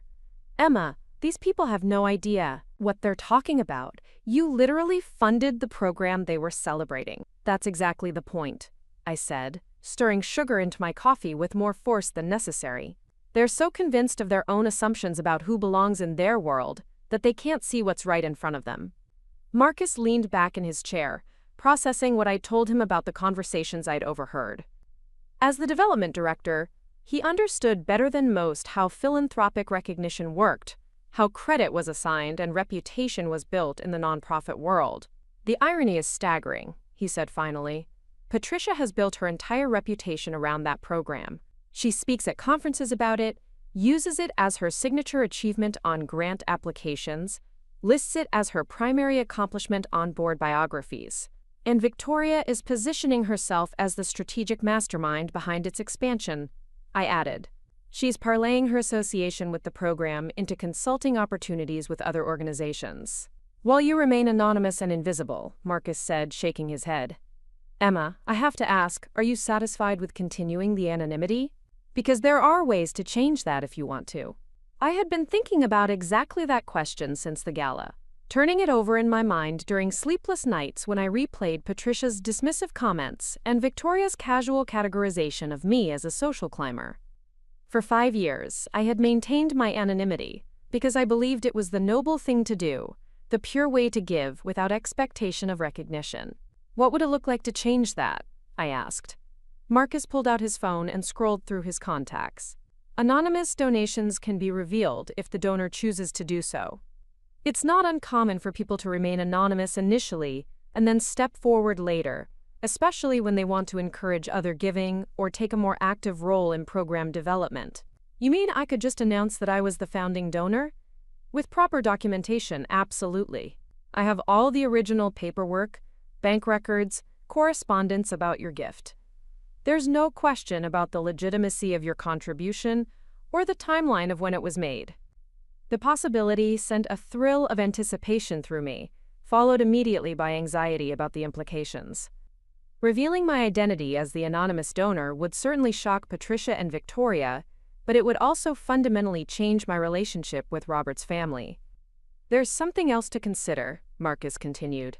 "The program is coming up for a major grant review next month, The Hartwell Foundation is considering a $3 million commitment that would fund the statewide expansion Victoria has been promoting.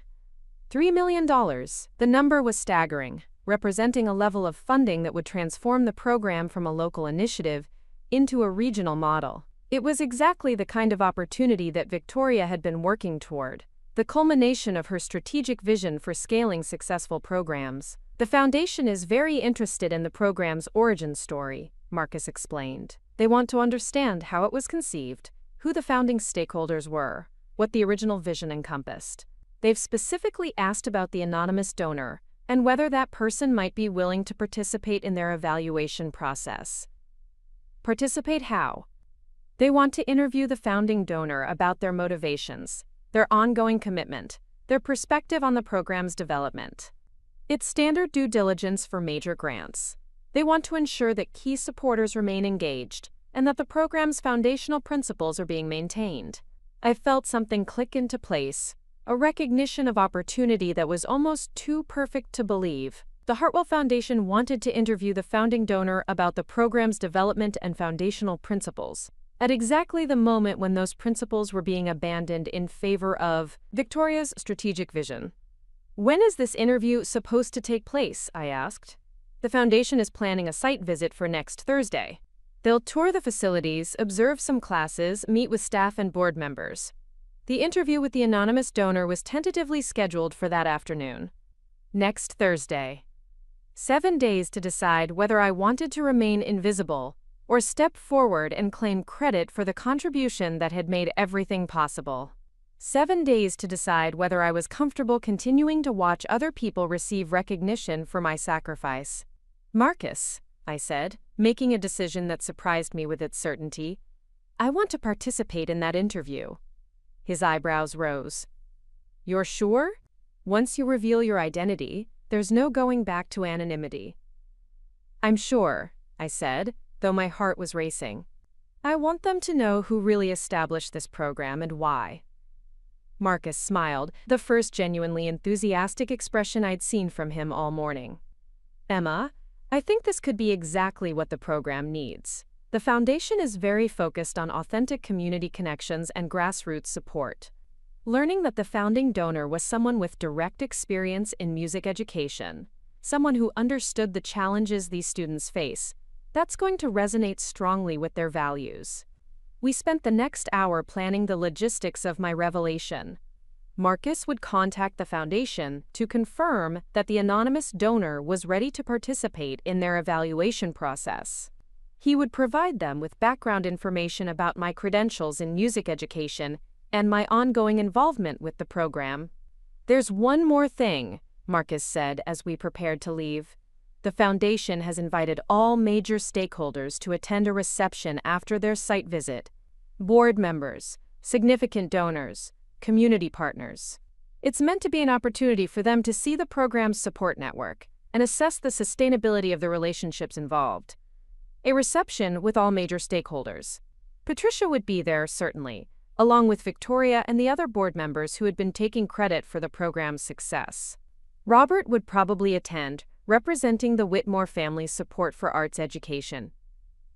Will you be announcing my identity at that reception? I asked. Only if you want to, Marcus said.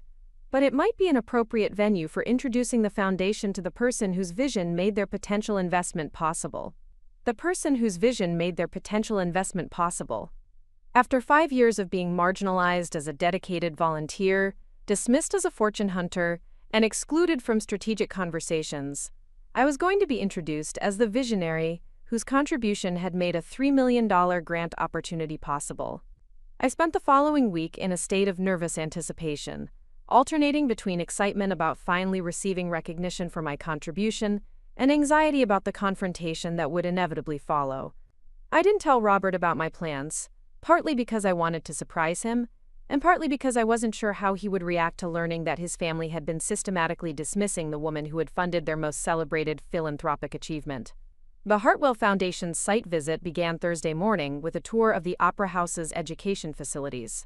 I arrived early, ostensibly to help with preparations but actually to observe the foundation representatives as they evaluated the program I had made possible.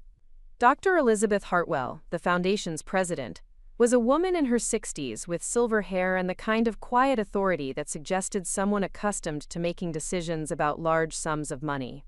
She was accompanied by two program officers who took detailed notes as they observed classes and interviewed students.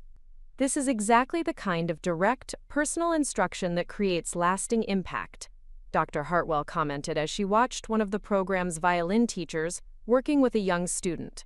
You can see the individual attention, the tailored approach to each child's learning style. Individual attention and tailored approach.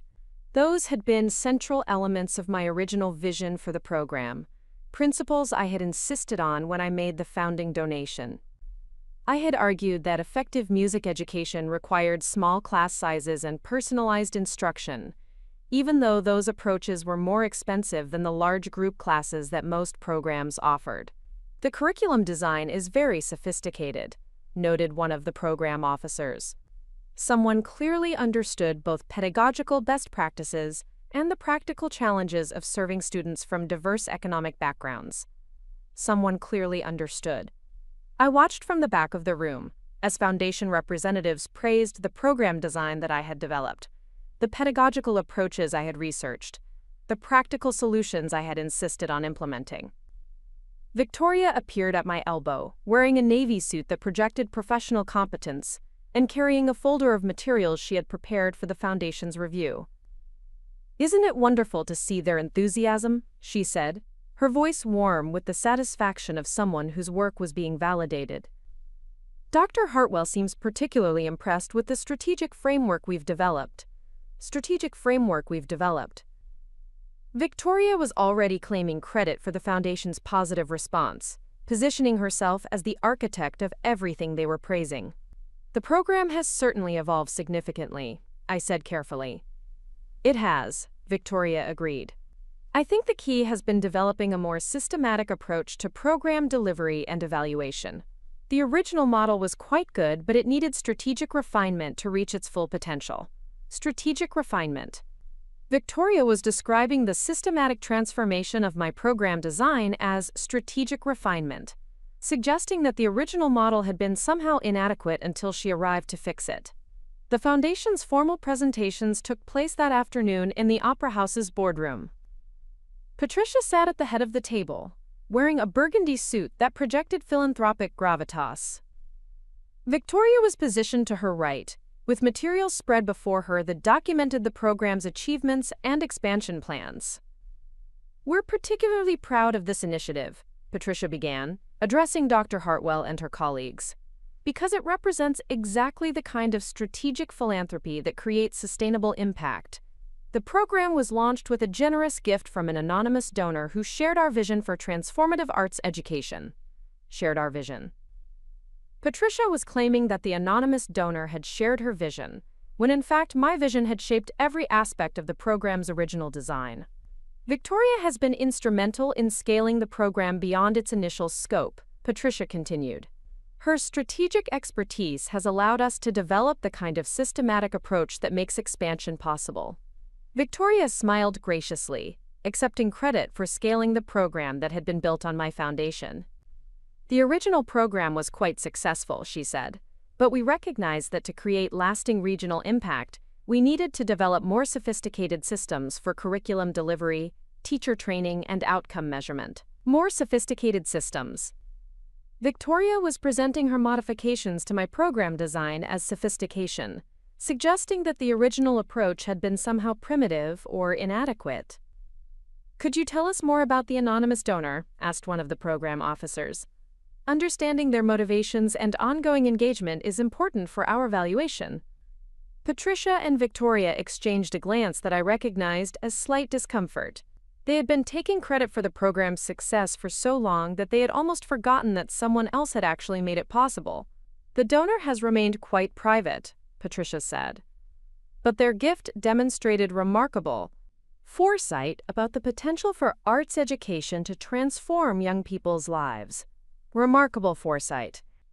My decision to donate my grandmother's inheritance was being characterized as remarkable foresight, as if I had somehow predicted the program's future success rather than simply wanting to create opportunities for other young musicians.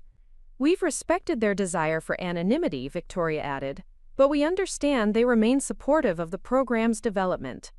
Remain supportive.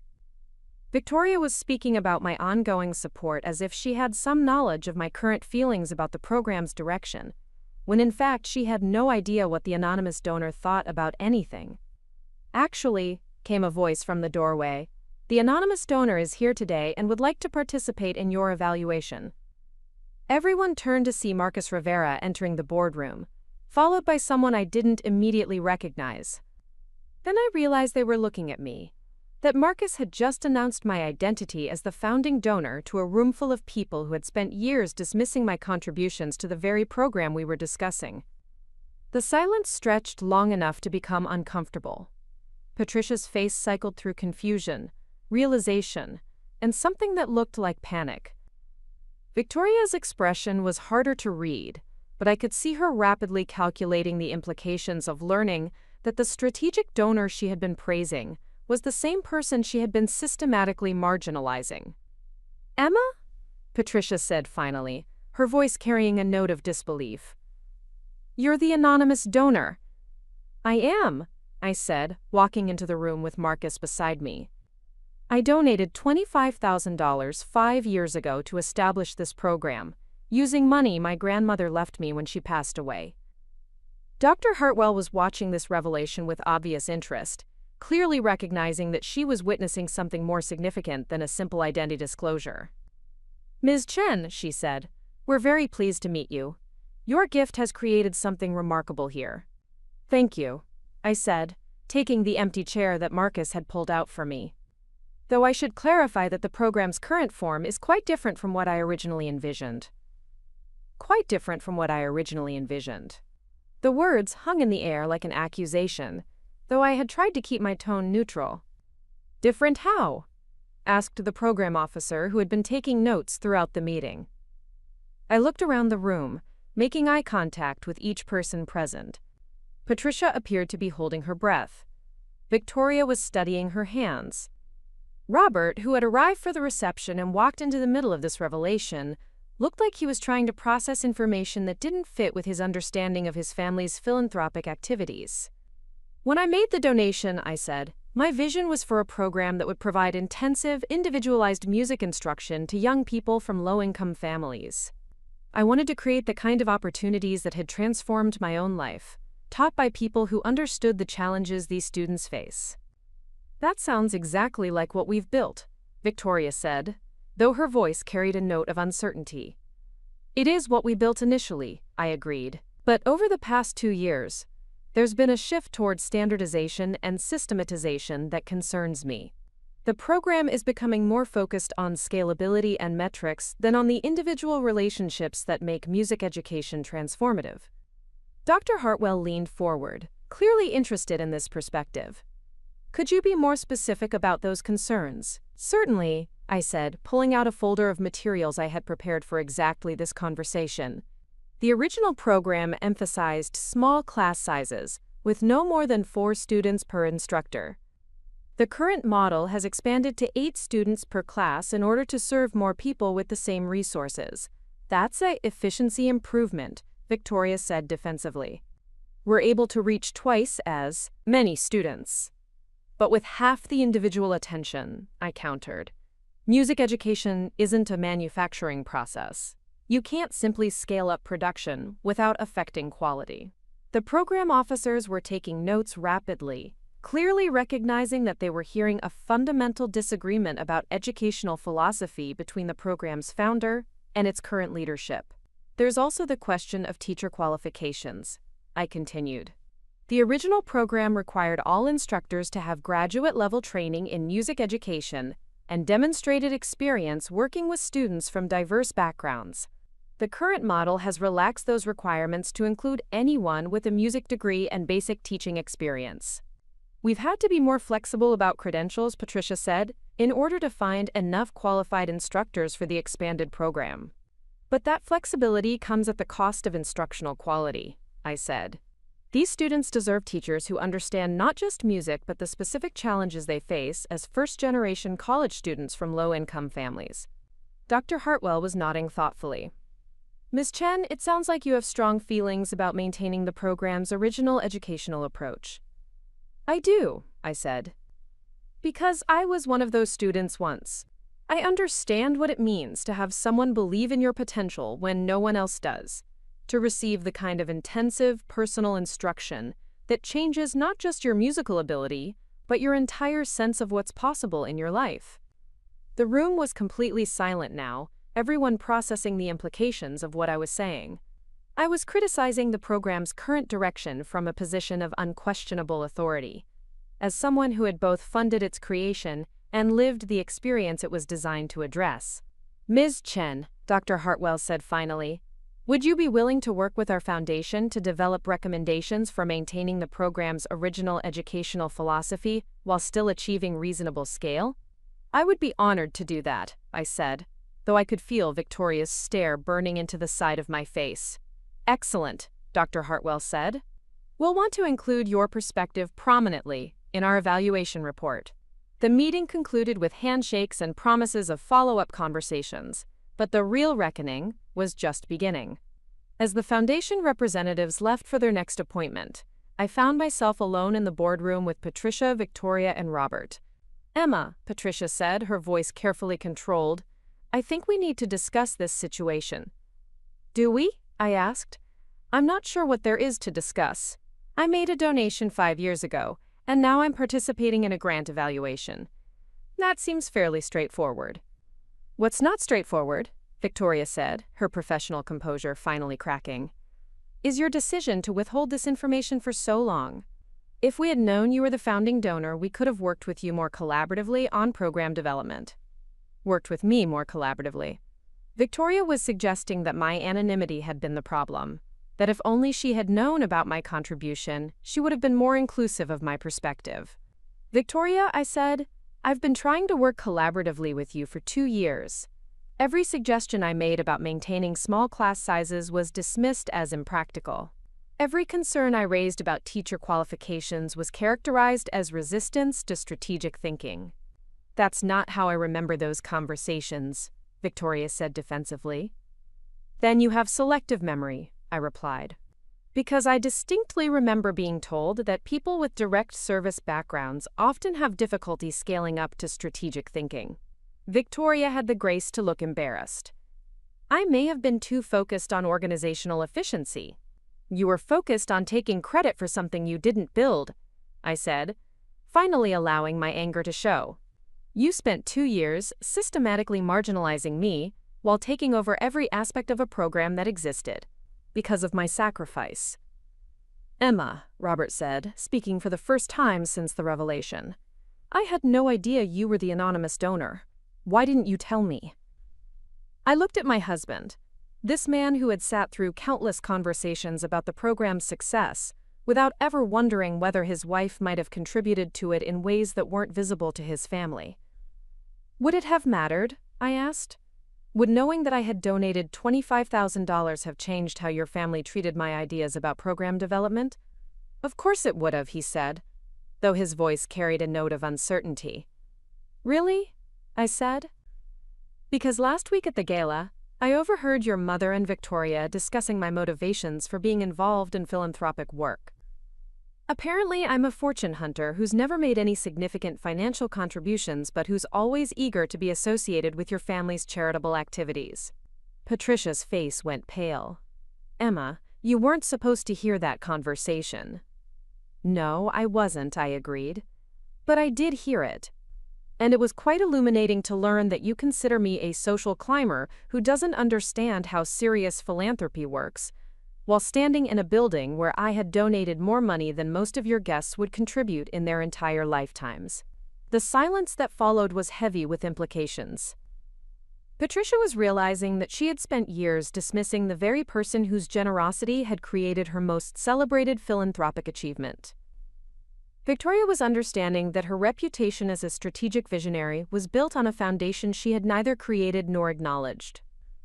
I think, I said, standing to leave, that Dr. Hartwell will be very interested to learn about the disconnect between the program's founding vision and its current direction. I look forward to working with the Foundation to ensure that future funding supports the kind of intensive, individualized instruction that these students deserve.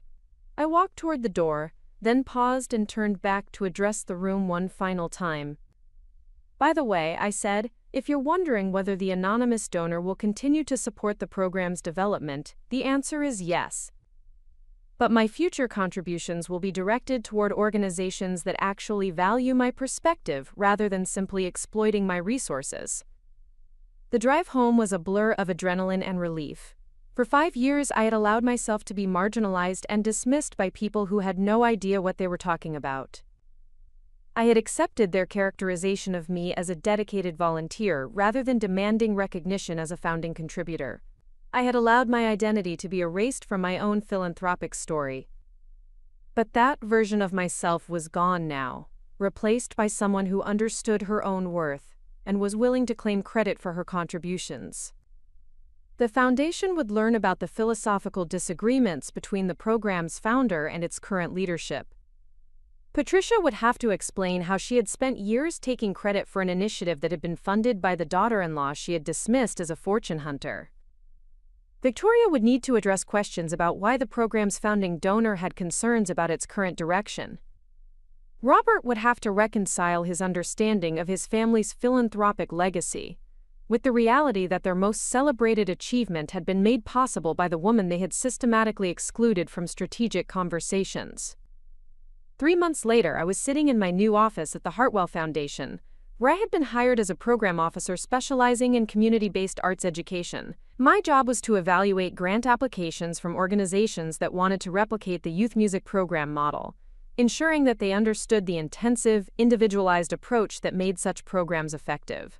The Opera House's grant application had been approved, but with conditions that reflected my recommendations about maintaining educational quality while achieving reasonable scale. Maximum class sizes were limited to 6 students per instructor.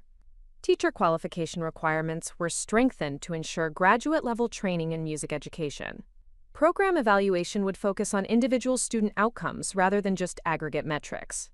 Victoria had resigned from her consulting firm after questions arose about her claims to have developed the strategic framework for successful arts education programs.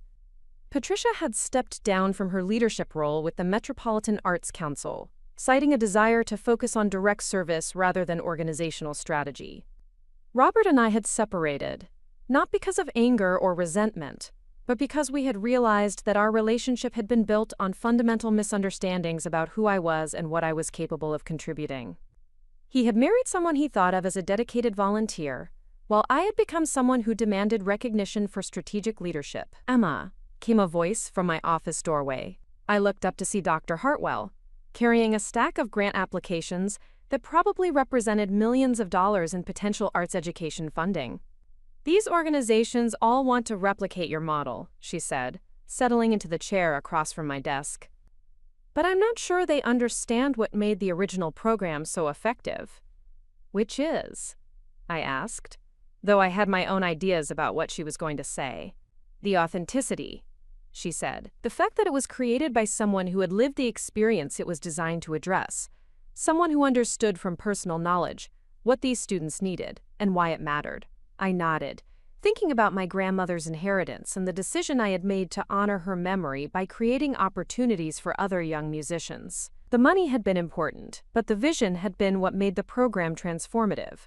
"That's what we'll be looking for in these applications," I said. "Programs that are designed by people who understand their communities, not just people who understand strategic philanthropy." Dr. Hartwell smiled. "I think you're going to be very good at this job." Later that evening, I was practicing piano in my apartment when my phone buzzed with a text message from Marcus Rivera. "Thought you'd want to know," it read, "that we just received the largest anonymous donation in the Opera House's history. Someone who wanted to support intensive, individualized music instruction for young people from low-income families." I smiled, thinking about the foundation I had built and the legacy I was continuing to create. The anonymous donor who had been honored with an empty chair had stepped forward to claim credit for her vision. The fortune hunter, who had been dismissed for never making significant financial contributions, had revealed herself to be the program's founding benefactor. The dedicated volunteer, who had been marginalized as lacking strategic perspective, had become a program officer at one of the country's most respected philanthropic foundations. And the woman who had been told she didn't understand how serious philanthropy worked was now determining which organizations would receive funding to replicate the model she had created. Sometimes the quietest person in the room, the one everyone assumes doesn't belong, the one whose contributions are dismissed and whose motivations are questioned, sometimes that person is the one who actually built everything worth celebrating. Sometimes the woman who's been made invisible holds all the power, and when she finally decides to use it, the whole world shifts to accommodate her vision. Up next, you've got 2 more standout stories right on your screen. If this one hit the mark, you won't want to pass these up. Just click and check them out.